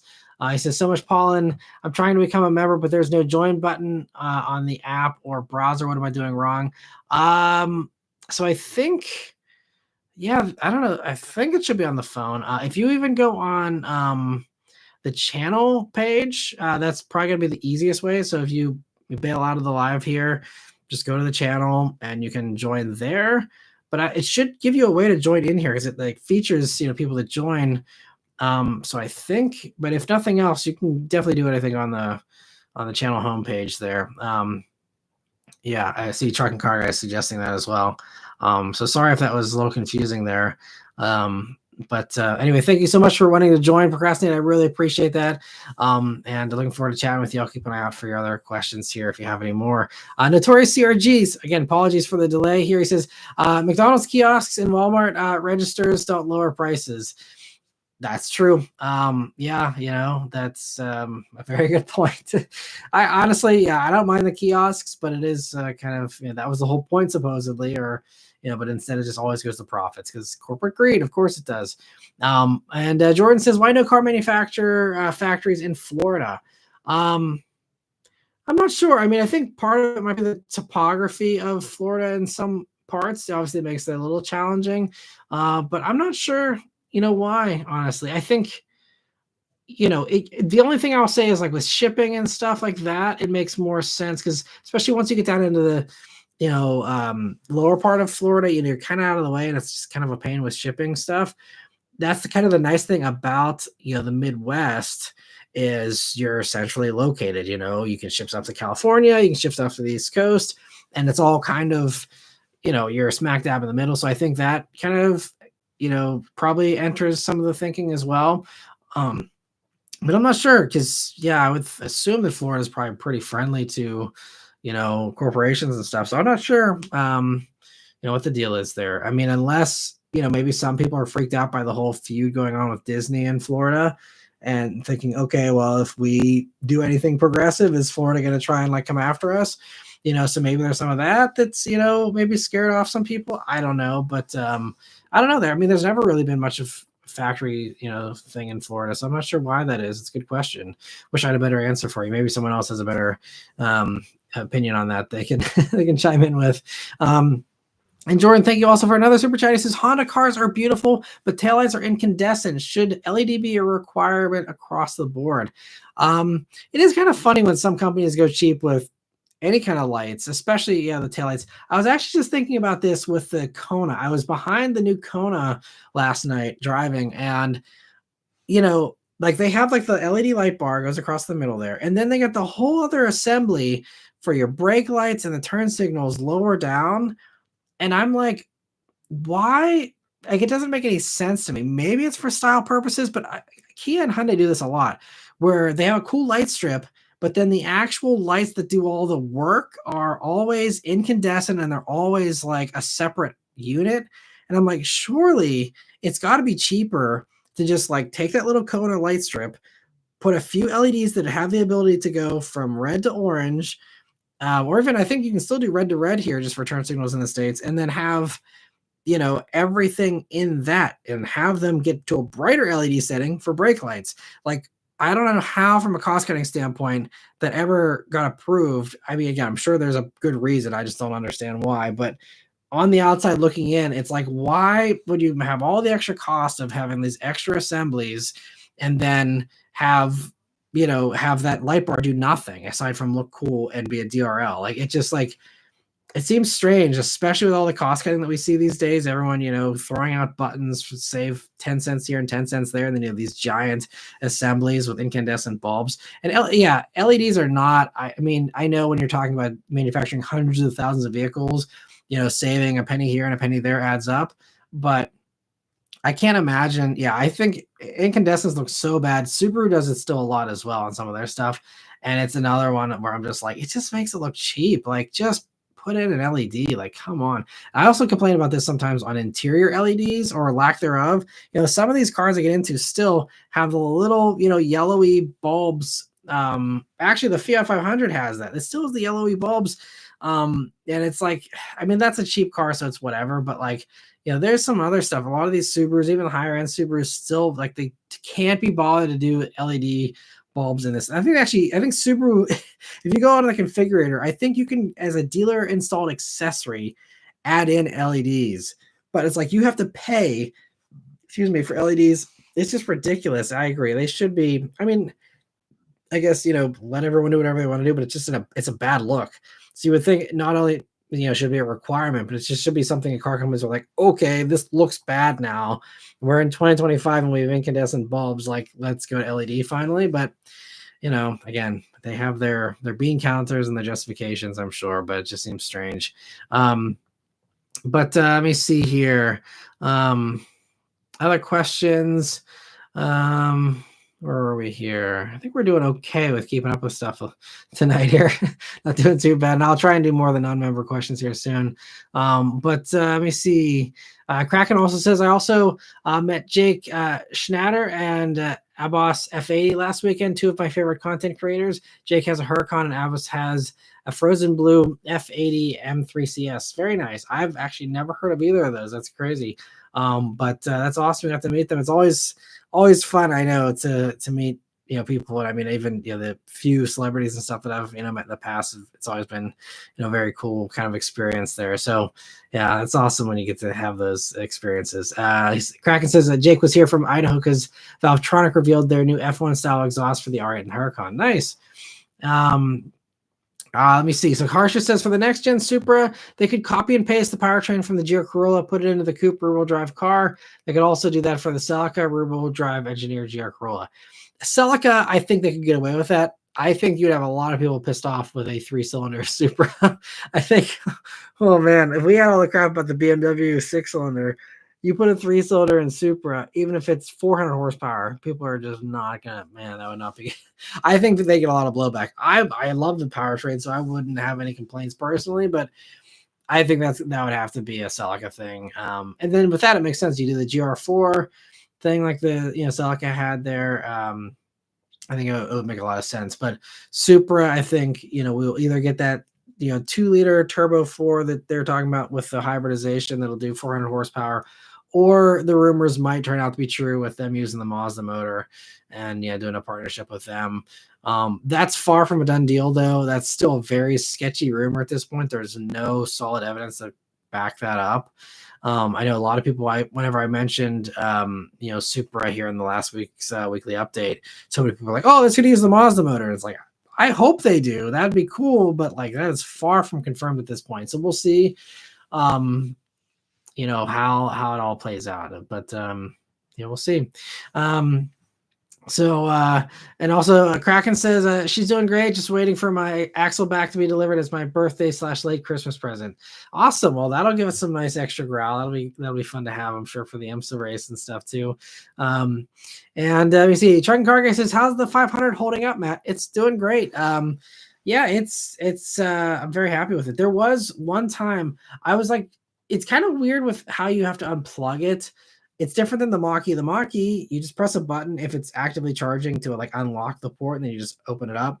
But in the Fiat, like you press the button, and sometimes it seems like it does it, other times it doesn't. But I found that like I have to unlock the Fiat first, and then I have to press the button, and then I have to let it wait for a few seconds and like sit there. It's a little slower, and then it finally does unlock. But there's been a few times where I'm like, okay, I'm good, and I try and pull it out, and then it's still locked, but like it just slightly disconnects, and then it like goes back in, then the car gets confused. It's like, oh wait, you're charging again. And there was one time where I did that like twice. I was like, why is this not unlatching? And then it did, like for a split second, it like was like electric fault, blah blah blah, and like freaked out for a split second. Then it went away and hasn't returned since. And that's been it. So then that was entirely user error. So that is something that it's my own fault. And now that I know how to do that properly, and I've gotten used to the car's quirks of how long I have to wait for it to actually unlock and listening for the right things. Now it's fine. but other than that, it's great. It actually got quite a workout here in the past few weeks with not having press cars. And then I just did a bunch of driving, doing these used car reviews. They're not nearby. So it's, like going out to film the Corvette this past week. That's like a 60-mile round trip basically for me. And so, it's nice little workouts there for the Fiat, but it's doing great. I still love driving that little thing around. It's fun. I'm sad it's going to be parked up here pretty much for at least the next 2 to 3 months here. So it kind of got a little burst of fun. It's now, I think it's a little over 500 miles on it now. And now it's going to be hibernating until middle of the summer, probably, once press cars slow down a little bit. And again, but who knows? I mean, if I end up going the route of no press cars or mostly no press cars, then that little thing is going to be my actual only car daily driver. And gonna do a lot of driving if I'm going again to all these used car lots all the time to film stuff. So we'll see.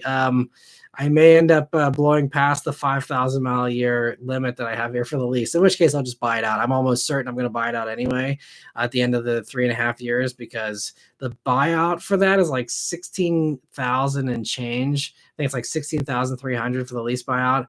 And even that thing depreciating like those do, again, if everything's going to be so expensive for the next, 4 years, there's no way I'm going to lose money. I'm sure even the Mach-E, I'm probably going to end up flipping. That's the Mach-E that lease is up next year, next summer. It's a Ford options plan. It's a balloon finance technically, but it's treated like a lease where I can walk away from it next year, no strings attached if I want. But, and right now it still is a negative equity situation, which is why I'm glad that I did this leasing thing where I can walk away so I don't have to actually, have that negative equity. Because it's just dropped in value so fast, but it actually has rebounded quickly here. Again, with everyone wanting to get rid of their Teslas and buy Mach-E's and everything and other vehicles. So it bounced it was around like 20 to 22 for the trade-in. Now it's up to 25 to 26 for the trade-in, which is pretty impressive for like a 3-month difference. And so we'll see, but I think the buyout on that is like 20 grand, and again, I see that potentially making sense to just buy that out and either flip it or keep it. There's a good chance now, again, if everything gets super expensive next year, we just keep the Mach-E. I mean, it's got a 10-year 100,000 mile battery warranty and drivetrain warranty, so I'm comfortable keeping that car, 10 years if need be. It's only 3 years in. It's got like 17,000 miles. Same thing with the Fiat. That's the other thing. 16 grand buyout for this Fiat, and it's going to have maybe 15,000, maybe 20,000 miles on it. Still going to be super low mileage and all that. So, probably going to. It may be keeping both these things into the 2030s. We'll see what happens, but anything's on the table with the times we're living in now. Vishal says, thoughts on dealer advertising pre-tariff pricing? Yeah, I saw that. And it's so weird. Like some of them, they're like, oh, you get the chance to buy it at MSRP before the tariffs go on, which it's the exact same playbook as COVID, which again, everyone should have seen coming. It's going to be COVID car buying all over again. And, supply chains are going to, fall apart if this continues on. And, you're going to be having very little selection and all that. It's going to be the same exact crap. And I know we all hated that, and we're just going to go straight into that, except this time it's voluntary instead of, because of a pandemic. But anyway, it's pretty crappy. And again, just wait. Dealers are always crappy. They never learn their lesson. And most of them, are more than happy to screw someone if they can make an extra buck. And we're going to see that real soon. We probably already are seeing that with that kind of pre-tariff kind of stuff. Let me see. Truck and Car Guy says, sorry, I lost my place here. I can vouch for reliability. Almost 240,000 miles on original V6 motor. Granted, it's leaking oil at the moment. Well, that's not great. But yeah, so getting back to the comment about the Dodge unreliability stuff. Yeah, he's got the Pentastar V6 in his Dodge Magnum there, 240,000, still going strong. And I know there's a few others that have commented they have high mileage like Chrysler 200s and all this other stuff. Especially the Pentastar stuff seems like it lasts a long, long time if you treat it well. That's also the other problem. This is also Hyundai and Kia's problem is these things depreciate quickly. And when cars depreciate fast, that means that they can go to lower income buyers who sometimes skimp on maintenance and don't do oil changes religiously and don't do the things that need to be done to keep a car in tip-top running condition. Then this is why you see these things showing up in junkyards faster, and you see them, turning into, pieces of crap faster. A lot of times it comes down to the maintenance. If you properly maintain something, it should still last you a long time, regardless of what it is. It's just that people don't maintain cars a lot of times, and they are drawn to the cheapest stuff, and it's kind of this self-perpetuating thing that happens. And Hyundai and Kia are desperately trying to get out of it, but it's just like, how do you stop that quick depreciation? You can stop selling to fleet. You can stop, a few other little things, to try and make that not happen as much, but it's tough.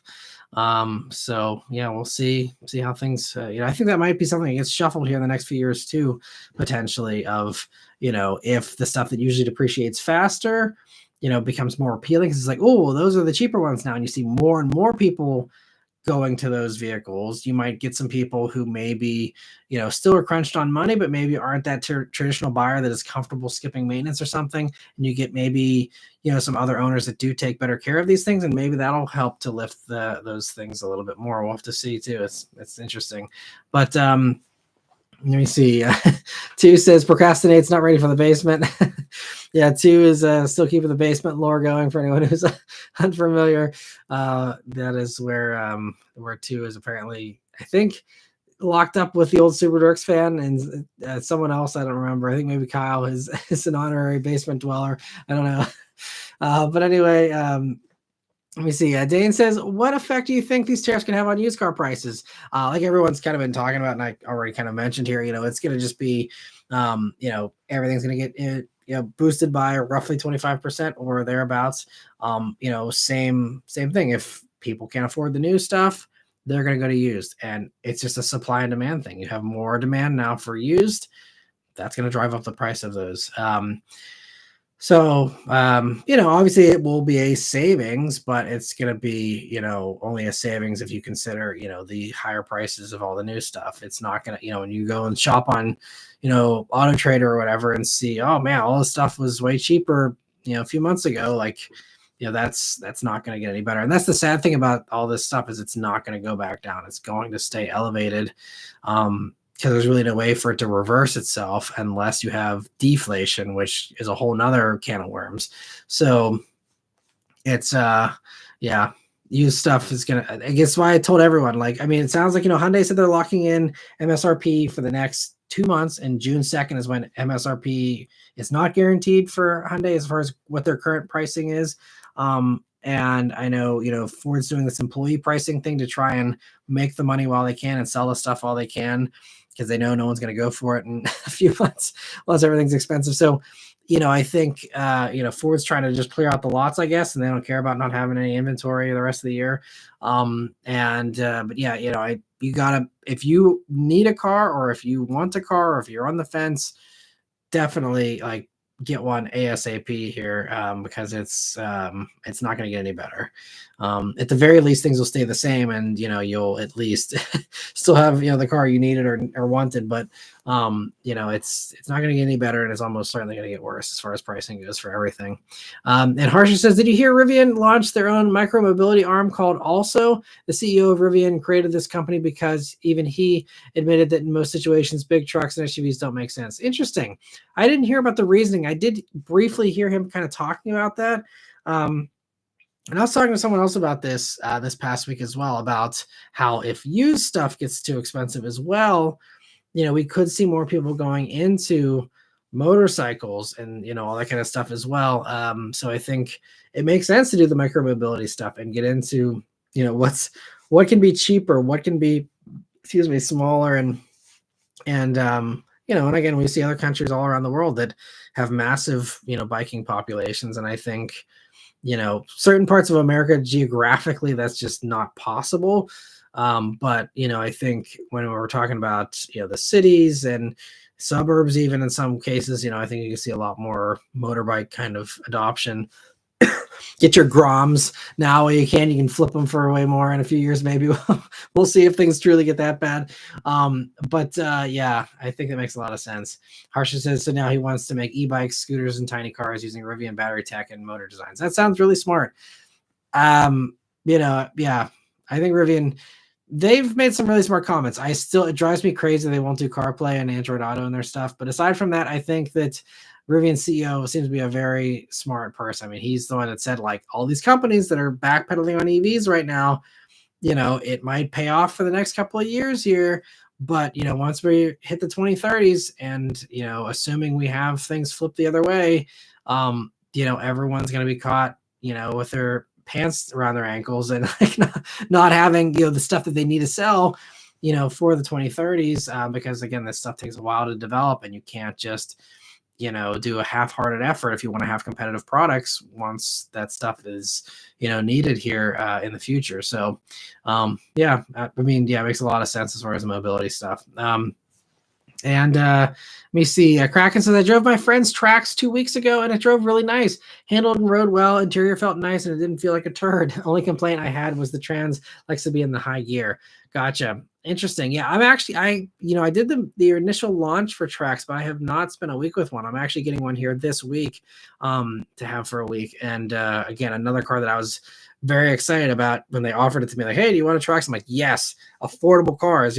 This is definitely, even if it's got to be new, I'm going to focus on those affordable vehicles here, for the future, because it's going to be more important than ever. So yeah, I'm curious to see if the Trax annoys me with the transmission. Thanks for the heads up on that. But yeah, I like Trax. I think my only problem with Trax is it doesn't have good crash test ratings now. And I didn't know that on the media launch. We didn't know crash testing at that point. But all the driver stuff up front is good. It's just that, all the newer tests, it just doesn't hold up very well to the new side impact and the new child safety stuff in the back and all that. So, but other than that, yeah, I think Trax is still really great. And Kraken also says, honestly, there should be 2 or 3 styles: performance, standard, and off-road. That'd be fun to see. A performance pilot and a true off-road pilot. Probably not great money-wise, though. Yeah, it'd be fun. I agree. I think there certainly is room to make more aggressive stuff, though. Especially with like Passport, with that kind of trying to compete against 4Runner. It definitely doesn't have the off-road capability of 4Runner, and I think they could certainly go further with Passport for sure, and by extension, Pilot. I think there's because you see Sequoia's got TRD off road and stuff like that. I think there's a potential to do something a little more aggressive there. But so I think that could make sense money wise, especially considering the kind of premiums people pay for that extra off road gear. People are happy to spend way more money for that. Crazy enough, but. Linda, thank you so much also for stopping by, saying good evening. I appreciate you stopping by. And Jordan, thank you for a super chat. He says, BYD will be available in the US. We already utilize China-based products, block China-based software, hashtag Jasmine Crockett. Jasmine Crockett is awesome. I love that she doesn't take any crap. But yeah, BYD, we'll see what happens with them. I don't know the answer to this question, but I thought about this week. Is the Biden 100% EV tariff on China still in place or not this week after all this week's changes? Because, it sounds like it's just 25% for everybody. And if that's the case, and he's throwing out the Biden 100% tariff on, Chinese EVs, BYD is one of the few companies that probably could still sell stuff in the States and still be profitable and just basically operate unencumbered, even if they have to tack on a 25% tariff. I think BYD will absolutely come to China like by the end of this year if they get 25%. I actually searched on Google and no one's talking about this. And I don't know the answer to this question. I don't know how to even get the answer to that question, because I'm certainly not going to bother trying to get any info from the White House or anything. Not like they'd give me any time of day anyway. But I don't know. And I don't know if it's been spelled out or listed out. But if anyone knows or has heard anything about that, let me know, because that could be huge. I'm sure someone would have covered it, though, if that was actually a thing. But, if it's 25% for everybody now, that would also greatly help out like Polestar. Volvo, if they do still want to sell stuff here, because again, if it's only 25%, those things, they were having trouble with some of these other EVs that are built in China. If they can now just ship Chinese EVs over here, yeah, BYD is going to come and just do their thing. And so we'll see what happens. But that was one thing I popped into my head this week. Like, what about the 100% one for China? And I didn't recall anything with that. So that could be huge. We may see BYD here very shortly. Who knows? Great comment there, Jordan. And yeah, thanks for bringing that up, because I had forgotten about that. But I need to find the answer to that some way, or talk to some of my other journalist buddies and see if anyone knows. But anyway, let me see. Kraken says hurricanes could be one of the big reasons why there's no factories in Florida, if not a big reason. Yeah, I hadn't thought about that. That's a very good point. That is probably a large part of it. Yeah, any place that's going to be susceptible to weather. Although South Carolina, I'm not exactly sure where the Scout factory is, but I would assume that also could be in the line of fire for hurricanes, possibly. But yeah, Florida for sure. I mean, they get hammered, and I guess, yeah. Yeah, that's probably one of the bigger reasons too. That's probably one of the better theories as far as why there's no factory there. Good point, Kraken. Thanks for sharing. Trent Carr says, I also don't understand that from a logical point of view. When I'm rolling up behind a car, I'm not looking down toward the bumper to see if they're braking or have a signal on. That's true. It's also, I agree. Yeah, the higher up the better, as far as talking about the Kona and the LEDs earlier. Yeah, that's a good point too. You're right.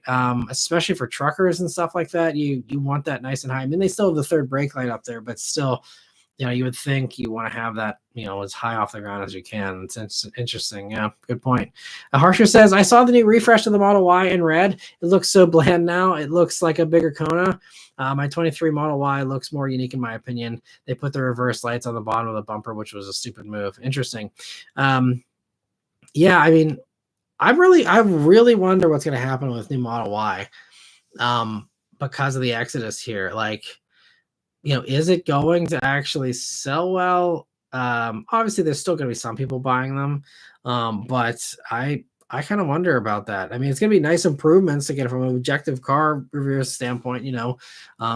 All the Highland improvements for the Model 3 were, good from, at least on the surface, and adding that all to the Y should just, again, if Elon wasn't involved, it would have been poised to, again, retain that crown of top selling vehicle in the world, or EV in the world at least. But I mean, it's a shame. We'll see what happens with that. I'm not sure when they're coming. They should be coming pretty soon, right? Again, I don't know how many pre-orders are left on those things, but yeah, I'd be curious to see one pop up here sometime soon. Vishal says, Honda is always weird with taillights. The HRV has full LEDs, while the bigger and more expensive Pilot still has incandescent lights. That is strange. I hadn't noticed that. That's funny. Weird. B. Mitchell says LED headlights are getting some pushback due to medical issues with some folks. As for tail and marking lights, the trucking industry has now gone all in for LEDs due to longevity and more light. Nice. Yeah, I think certainly makes sense for the taillights and all that. And headlights, I think the intelligent LEDs are definitely the better way to go. Like Rivian, was one of the first to have that, where you dim the lights, a little bit better. Because I mean, clearly, like, nighttime visibility for the driver is great, and that is certainly obviously the reason why we've switched LEDs for everything, because you want to have that better nighttime visibility. But obviously, you don't want to blind people either. So, trying to fix that, I think, is important.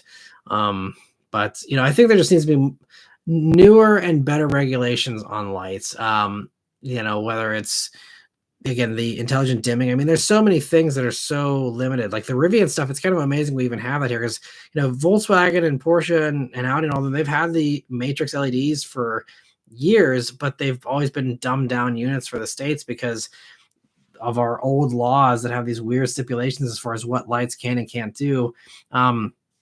And so, it's just a shame, because if you have those evolutions, then you don't have that blinding, and it again, intelligently dims that beam there. So I hope that, we just have some updated regulations, or I guess the more likely thing is just no regulations at all for the next 4 years. So, but in that case, it would actually be a benefit, because because then you don't have these ancient laws holding stuff back that's, technologically trying to happen. So hopefully we get some improvements there soon. There also needs to be more regulation. I mean, like, I get blinded, I think, more often by stupid giant light bars on Wranglers and giant lifted trucks, or even just lifted trucks in general with their super high beams, blaring straight into your eyes. I think that's a bigger problem than, the average lower mounted LEDs. And this is also why we're seeing a lot of these LEDs, these split headlight designs. If you have the eyebrow kind of LED DRL at the top, right by the hood there or whatever, but then you have the actual beams nice and low. We just saw Hyundai make this change with Tucson. Those are nice and low. A bunch of everyone's really kind of going in that direction in one way or another. And I think that's also part of it, is like, at least you bring it down lower. I mean, even like this week, I have a Ram 2500, and that thing has LEDs, and it's also so high off the ground. I had two people last night flash their high beams at me, like, "You're a jerk if your high beams on." And I'm like, "Here's my high beams. I actually don't have them on." Like, I'm like, "I'm sorry, I'm not trying to be a jerk, but like, I'm not blasting with my high beams." Like, but it's just, I think height is more so even more annoying. So yeah, I wish there was more regulation around lifted trucks and the crap that they can have on them. Honestly, is the bigger trigger in my opinion. And I mean, even like, Toyota puts them on, like, Tacomas. You can get the light bar on, I think it's the Trail Hunter one, or maybe it's the TRD Pro. And it's like, should we be, enabling this stuff from the factory? So you have even more blinding light that, most of those owners aren't probably responsibly using. I think there's other things like that too. But anyway, Jordan, also thank you for another super chat. He says, thoughts on the Buick Cadenza? You mean, I think there's the Kia Cadenza. Buick has had something else. There's Cascada. I'm trying to think of other Buicks with start with a C, but there's the Kia Cadenza. And those were, very underappreciated. Same as, Genesis G80 or Hyundai Genesis before it made the switch. Great cars, fantastic value. I talked about this, did like, affordable vehicle series a year and a half ago or so, and that was, Hyundai Genesis was one of the ones that I highlighted, and the Kia Cadenza is on the same kind of platform. Great cars. You get a super big, luxurious, pretty reliable luxury car for like 20 grand. Super good deal. Totally can agree. And if you get a certified one, you get the 10-year warranty too. But let me see here. Where are we here? Kraken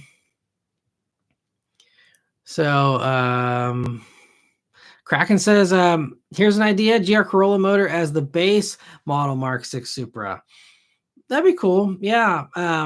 I mean, although I feel like just base model sports cars with like a slower motor doesn't pay off. Like, Supra tried this with the 2.0 with a 4-cylinder, and people didn't even go for that. So you go down to a 3. I mean, yes, it has more power than the B48 motor and the 4-cylinder Supras, but no one bought it. So I don't know. I think that's kind of an uphill battle. Zachary says LED lights are great until they're behind you at night, especially in the freaking lifted trucks. You were right there ahead of me, Zachary. Yeah. So I totally agree. And it's especially apparent in the Fiat, because the Fiat doesn't have an auto dimming rear view mirror, which I haven't had in a long time. And so that's kind of funny. Maybe like, I'm blinded enough to like sit there and, fiddle with the rear view mirror at night. It's kind of funny, but I totally agree. Joel says, my 2 cents on the Kona light you mentioned. By law, the brake lights should be seen even if the hatch is open. So the way around it is just to pull the taillights on the side of the hatch like the Tahoe. Yeah, well, I think with Kona, they wrap around, and I don't think there is definitely the one that goes through the middle of the tailgate, but I think there is also stuff on the sides before after you get past the tailgate. So I think they could do it. Maybe they just don't have enough real estate there. I don't know. I mean, I guess I'm sure, again, there's a good reason for it. It's just one of those things. It's a head scratcher, and I need to ask Hyundai next time I see them and ask why they did that. But Joel also says, or you may have to repeat the lights on the hatch and the body, which is more expensive. Gotcha. Yeah. It's good ideas for sure. Maybe it's something like that. I'm sure it's probably something like that. And B. Mitchell says, handy as I have my first working road trip with the pony on Tuesday to Branson, Missouri. Nice. Well, enjoy a road trip in the Mustang. That's awesome. And it's such a good road trip car. It's one of the things, man, I loved about all the Mustangs I had. Just such good road trippers. Just eat up the miles in those things, and comfort and great sounds, and just such a good car. Vishal says, makes me even more glad I was able to buy my Jetta last summer before all the tariff stuff. Yep. Yeah, you played it well, treat it well, and make sure that you're comfortable hanging on to it for the next 4 years or so. And Kappa, thanks for stopping by. It's a little late putting the kid to sleep, but I'm here. Like I said, I appreciate you stopping by, Kappa. And I see confirmation says, will Dodge bring back the Dakota? They sound like they definitely want to do a mid-sized truck, and they're working on it very, very hard. It's just something that's going to take some time, but I think it sounds like that's what we're going to use the Belvedere plan for, at least before tariffs. Now, that Belvedere plan, I mean, they probably got a million and one things they want to build there. But yeah, I think that was kind of the plan initially, was build the mid, and that might still be the plan anyway. But they may try and jam something else in there in the meantime, because that Belvedere plant's been idle since Cherokee ended production at the end of, I think, 2023. So, but yeah, I think that was the idea, was build Dakota there. That's what the UAW was suggesting with their about that factory. So yeah, I think Dakota is coming back. It's just going to take some time. And I'm not sure why they've been MIA with that for so long, but I think it's something they're working on now. And Dylan says people also don't know how to adjust their headlights anymore, so they're pointing incorrectly. It's why I got my windows tinted and had to get a tint waiver here in Massachusetts to go darker than normal limit. Interesting. Yeah, I feel like no one adjusts headlights or even knows that's a thing, honestly. I know like some states, like in PA here, I believe that's part of the inspection process, is you're supposed to check the headlights and make sure they're at the proper level, once a year. I don't know if that's still a thing or if they still do that or not, but I thought that was the case. Because I actually remember whenever I was a detailer, again, this is 2007 to 2011, I actually adjusted headlights myself for some of the vehicles that came in, just because it was like a quick, easy thing, and they asked us to do it or whatever. But it was like we had a line on the wall there, and you put the little screwdriver in and you adjusted it or whatever. That was something I totally did, but I don't know if that's still a thing or not. But let me see. B. Mitchell says, with LEDs, it's not the auto dimming thing, it's the place of the light in the frequency spectrum, as it adversely affects some folks. Gotcha. Okay, so I guess even if they are seeing any LED at all, it messes with them. Is that kind of, I guess, the consensus, even if it's dim or not shining in their face? Gotcha. Yeah, I don't know how to do that. Maybe go back to xenon. I love xenon lights. Maybe that'd be better. I don't know, but I think the LED DRL, though, maybe it's a trend. Maybe that will fall out of favor someday. We'll have to see, but I don't know. It's interesting. Thanks for the info on that, though. I hadn't heard about that being an issue. Harsha says Tesla stopped making the launch series Model Y recently and are now accepting regular long-range Model Y orders. It starts at 42 with the tax credit and 49 without. Excuse me. They retooled the factory for the changeover extremely quickly. By 2014, Toyota Sienna LE has the LED lights. Only the brake lights are LED. Even in my 2011 Camry, it had LED confirmation lights. Weird that Toyota uses regular taillights now. Interesting. Yeah, and interesting. Thanks for sharing about the Model Y there. So I wonder if they sold through the launch series, because I know Cybertrucks are like not moving and they're like getting desperate with selling those, but maybe Model Y at least is a little less ostentatious than the Cybertruck. So maybe that's better. I don't know. Interesting. And let me see. Confirmation says, outside of your car media career, do you ever test drive cars that you personally have no interest in, but you test drive them out of morbid curiosity? So if you're reading, as far as like, I never go to a dealership and test drive stuff. But as far as like, I accept some press vehicles that I know will do badly just because I personally want to try them out. That's something that I do occasionally. But it's never, even though I know, like I have all these dealer connections, I could just waltz in and and still, drive whatever I want probably, and they'd be fine with it. But yeah, no, I never just test drive stuff for the heck of it. Yeah. And usually if I, like in the past decade, if I've been on a test drive with a dealer, it's usually riding along with someone else, like a friend or a family member that's car shopping, that I'm just there, and that's been the only times I've actually been in a car for a test drive or anything like that. But otherwise, especially with the media fleets, if there's something I want to drive, typically I can request it, and eventually get it. So I feel like I usually have my bases all covered with that. but that's one of the ones, there's one or two actually on the member schedule here that stuff I'll be reviewing here this spring that I'm pretty confident are not going to get views, but there are ones that, again, assuming things stay at some kind of reasonable price level here, are potential cars to swap out of once the Mach-E is done next year. And so these are cars that I'm like, well, let's try it. Maybe we'd be able to get a deal on one next year or something. And so there's a couple of those here that I'll be doing this spring that are probably a complete waste of time from a channel standpoint, but will be ones that I'll be driving just for myself there. And I also do that sometimes just selfishly. Again, GR Corolla is one. GR Corolla, I think most of the hype has died down for that at this point. But that's one, like, I don't care. I want to spend a week with a GR Corolla. And there's a couple others too. There's just stuff where I'm like, yeah, like I'm pretty sure this won't get views, but I just want to drive it. so there's some of that sometimes that kicks in.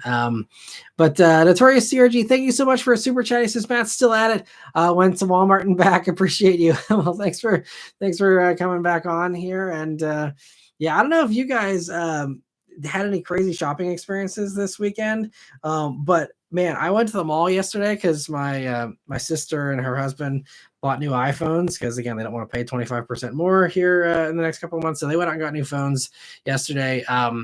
And the mall, I mean, I've been to the mall on Christmas Eve. I've been to the mall on Black Fridays, in the height of Black Friday when that was, a real big deal and stuff. I had never seen every single parking spot taken at our mall in a long time. I couldn't, at least 15 years ago. And every single spot was taken. Like, people like circling. I mean, this mall has so much overflow parking that's, been dormant for a decade or more. Every single spot was taken. I have never seen a mall so busy. It was like I was in the heyday of malls in like the 90s. Like, it was like wild, the amount of people that were at the mall. Like, everyone was out shopping in droves this weekend. Again, I think obviously because of tariffs. No one in their right mind. I mean, yeah, it was a rainy weekend, but you would never see them all jam-packed like that. Jam-packed. You would never see it these days with online shopping and stuff. But everyone was there. It was wild. So that was my fun retail experience for the week here. And confirmation says the existence of the C8 makes me appreciate how good the C7 actually was. An honest, front-engineered rear-wheel drive V8 manual transmission car that repeatedly competed with mid-engine sports cars and exotics. Yeah, I mean, C7 was great. I definitely, appreciate it. I think even a little more, again, that rawness and the fact that, when I started it up, it rocked side to side. And yeah, it's just a real fun experience, and one that has aged very well. And, I think is even more fun than it was. Yeah. I mean, I kind of, again, took it for granted as well back when they were new. And I was like, oh, cool, a new Corvette, whatever. I mean, C8 is phenomenal. I mean, the amount of stuff they've been able to do with C8, it's just amazing, but it's a different car now. It's just completely a different car for sure. And for better or for worse, but yeah, C7 is really good. I think that's why, we're seeing the resiliency of the prices. And this is why I kind of said in the video, like, it's an affordable sports car for now. I think they will continue to appreciate. But yeah, I love the C7s. They're great cars. So yeah, we've caught up to the questions here. We got another 7 or 8 minutes here. I'll see if I can answer some other non-member questions here, maybe, that if any of you are still hanging out here. I see Stratus said hi. Thanks for stopping by, Stratus. And let me see. Theodore says, I love my Stinger. Another car disappeared. So depressing. Yeah, it's so sad that the Stinger didn't get renewed for a second generation. Yeah, it's yeah, it was a great car. I was sad to see it go too. Let me see. Mike talking about demand here. Nobody's going to buy a bunch of them if EV sales are relatively steady and not increasing. It's simple economics. I'm not sure what we were discussing back then, but yeah, we'll see. It'll be very interesting to see what ends up playing out here in the next few years. Let me see. Where were we? Oh, as I see in response to TD had a comment here I missed. But Dave says, I remember when CTSV wagons were selling for 20 grand off sticker because nobody wanted them. That's wild. Yeah, man. Could you imagine scooping one of those up for 20 grand off, and then now they're going for big money? It's really incredible. Doug says he saw a 2002 Firehawk Trans Am. Very nice. Yeah, it's so fun when the weather starts getting warm. People start bringing out their cool cars. Carlos says, thinking about buying a 2017 Honda Type R. What are your opinions on it? I love it. I did a review way back when. Definitely check out those videos if you haven't already. And yeah, I love it. I've tracked it. It's phenomenal. Yeah, they're really, really good cars. I think I did like the refresh a little bit better because I think the adaptive dampers are a little bit better done on the refresh of that FK8 generation. But even the pre-refresh was really good. I love them. Fantastic shifter, great, powertrain, obviously, really, good amount of space and everything. I love them. They're great. I still love them to this day. I haven't driven one in a long, long time, but yeah, Civic Type R's are fantastic. Mr. 705 says, hey, from Ontario, Canada. I missed last Sunday's live. My area was out of power for 4 days. That's wild. Sorry to hear that. Must have been so rough. Happy that you got power again, though, and hope it continues to be reliable for the rest of the year here for you. That's crazy, though. Thanks for stopping by. And let me see other questions here. So I see a few more new ones popped in here. So Harsha says, do you think Toyota should bring back the XB as boxy cars are in fashion now? That'd be fun. That's a good idea. Yeah, I think there could be a market for something like that. Because I think Kia Soul still sells pretty well, so I think that kind of would be the test case for that. So I could see that being something cool. I think Toyota, though, the next thing they're gonna do is like the Maverick competitor kind of thing instead, for people who want to have the more practical, smaller little vehicle. But I think that would be great to add too. I love to see it. Yeah. I haven't heard any rumors or anything, but that would be cool. I always love the XBs.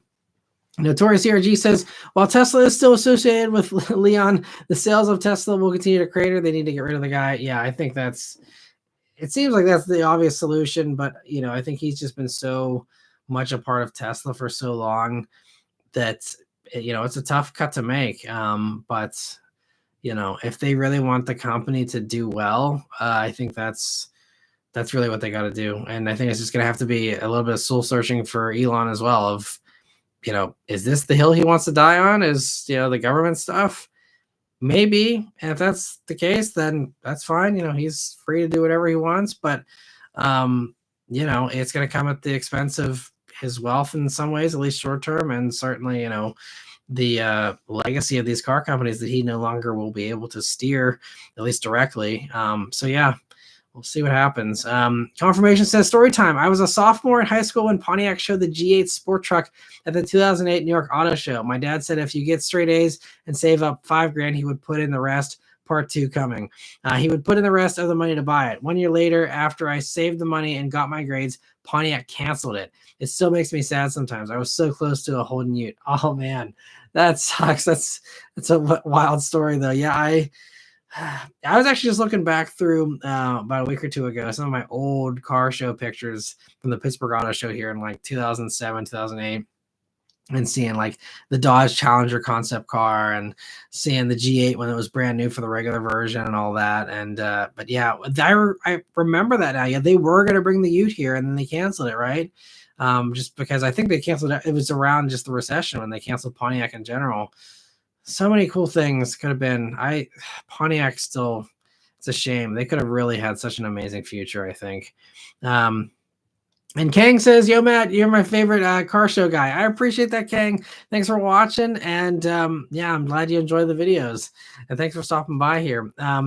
And let me see. Trend Car Guy says, can confirm we have several souls at my job. Nice. Yeah, they're great cars. I'm glad you enjoy them as well there. Harsha says they could also bring back the TC to compete with Prelude and force Honda to make a Type R version. Yeah, I mean, I guess TC is gonna. I'm assuming Celica is gonna be 2-door. I mean, I guess anything's possible, but I think Celica is gonna kind of occupy that. But yeah, I think TC would be cool, but I think now with Toyota being on board with just being sporty on their own, I don't think they need Scion. I think XB obviously they can still just bring in, but I think with TC you could just have Celica, and that's going to probably do the same thing. So that's why I think probably won't ever see a new TC, at least not for a long time, unless Toyota gets boring sometime in the long off distant future again or something. But I love the TCs though; they're great. And Notorious says, I'd like to thank Leon and Donald for shortening my EV shopping candidate list by one. Yeah, I think that's the way a lot of people were going. And there's a lot of people, I think it also was a shock value. I think that's the most dangerous thing about this for Tesla is that I think a lot of people, were in the ecosystem. They really enjoyed it and they were content. And, then they got driven out of their cars. And then they're now opening up and saying, oh, wait, maybe having CarPlay is nice. Maybe having, whatever, the other perks of, just having a gauge cluster if you're in a Model 3 or Model Y, or having, cooled seats if you didn't get the newest Highland, refreshes or whatever, having cooled seats, having a cover for your sunshade. I think that's really the biggest thing. Like Chevy, especially kind of, the Mach-E kind of was a reverse engineered Model Y in a lot of ways. Mach-E doesn't have a cover for the glass roof. Mach-E, kind of did the same giant tablet thing, made sure it had the frunk, all these things that were important to Tesla buyers, I think. But I think that's why, Mach-E is also selling really well right now. It's like, super hot again. But I think, Blazer kind of goes one step further, as does Equinox. I'm like, let's have a cover over the sun, the glass roof, which if you live in a place where you get beamed with sun, that's a really nice thing to have. And maybe people just dealt with it in their Tesla or whatever. But now they're like, oh, wait, I don't have to deal with this. There's other options. I think that's very dangerous because then you are opening people to stuff that they weren't aware of before. And they might not come back, even if, Elon steps down, because now they've experienced something that might be better, maybe worse in some ways as well. But, might be very much an upgrade that they didn't know that they were missing out on. And then they won't come back. So it's really playing with fire, I think, for him. And Notorious CRG, thank you so much for another super chat here. He says, just because, thank you for your work, Matt. Thank you so much for the super chats, for the support. And we'll do the last couple of questions here and then wrap up because we're at the 2-hour mark. But Confirmation says they debuted that car alongside the G8 GXP and Solstice GXP with 50 Cent. Nice. I forgot. I don't think I remember the 50 Cent debut for that, but that, man, fun times with Pontiac. If they were really on a good track, I'm telling you what. And Confirmation, thank you so much for super chat. He says 2 questions. 1, what's your opinion on JLR pausing shipments to the US for a month? And 2, what are your thoughts on the Hyundai Tiburon? Tiburon is always so cool. Apparently they had some, quirks and issues. I think the shifter was a little weird and not super stout. But I always like Tiburons. They really dropped off fast, though, it seems. But I remember when they were new, and I was like, this is a really cool thing. They were trying to compete with all the other, sport compacts out there. I've never driven one. Never even, I've never had a ride one or anything. So I'd love to review one someday. I'm sure there's very few survivors at this point, but I would love to review one someday.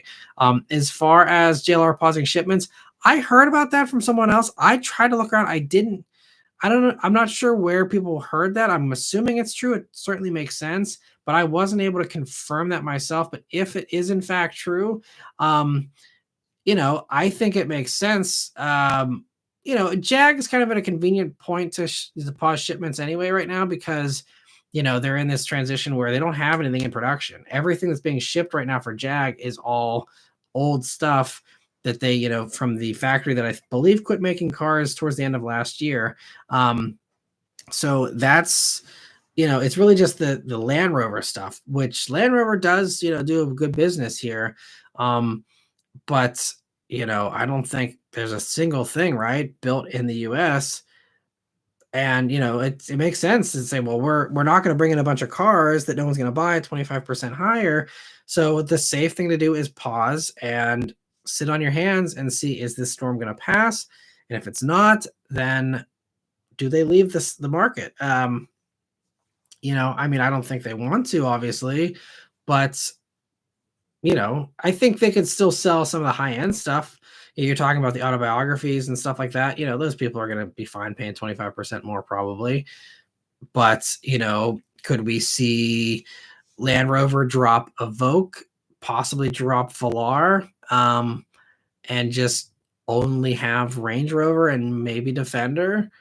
And, and I think they still do what the Discovery or two. I think all the low stuff, get rid of. I think JLR would have to, I mean, because Jag's already going up market with the exotic high end, thing anyway with the new electric Jags. So Jag is going to be fine, I think, because that price is not important for those new Jag buyers.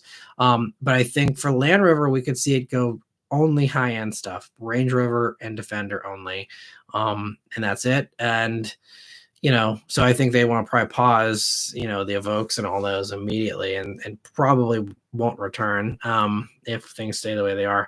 But that's my thought on that. And it makes entire sense. I think you're going to see a lot of those kind of announcements because this is what everyone has to do. They have to pause, because you can't make any drastic changes. Again, once you stop this train from moving, it takes a lot to get it back up and running, and you're going to be behind and you're going to have gaps in everything, and again, layoffs and all the domino effects of this stuff. And so I think the safest thing is that, if you can pause shipments, at least those cars can be retrofitted to then be sent off somewhere else if you need to. If there's no hope here in America or whatever, you can repurpose those possibly and do other things. So I think just holding them at the port and waiting to see what happens before you ship them over is it's gonna be the way to go.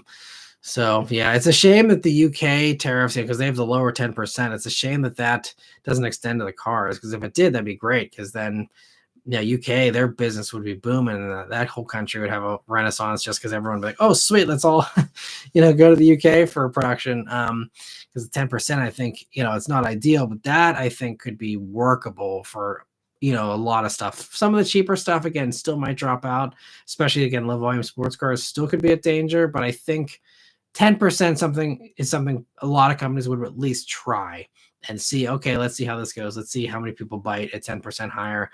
But I think 25 is just a non-starter for basically everybody. I see it says it's all over Google now. Reuters made a story about it. Okay, well, that's good to know, and I'll cover that in next week's update. Thanks for letting me know. And Ford Enthusiast says, hey, man, hope you're doing well. I am. Thanks so much for stopping by here, Ford Enthusiast, and thanks for being a member for 6 months now as well. All right, so last couple of questions here. So I see B. Mitchell says, car shows. I remember going to the Minneapolis Auto Show in 1974 with my folks. Remember the new Ford Ecoline and AMC's display the most. That's awesome. Good times, I'm sure. That's a different era for car shows. That's awesome. And Harsha says, have a great week, everyone. I agree. Yeah, we'll be signing off here in a minute. Kang says, if I drove a new under 30 grand car, would it get stolen?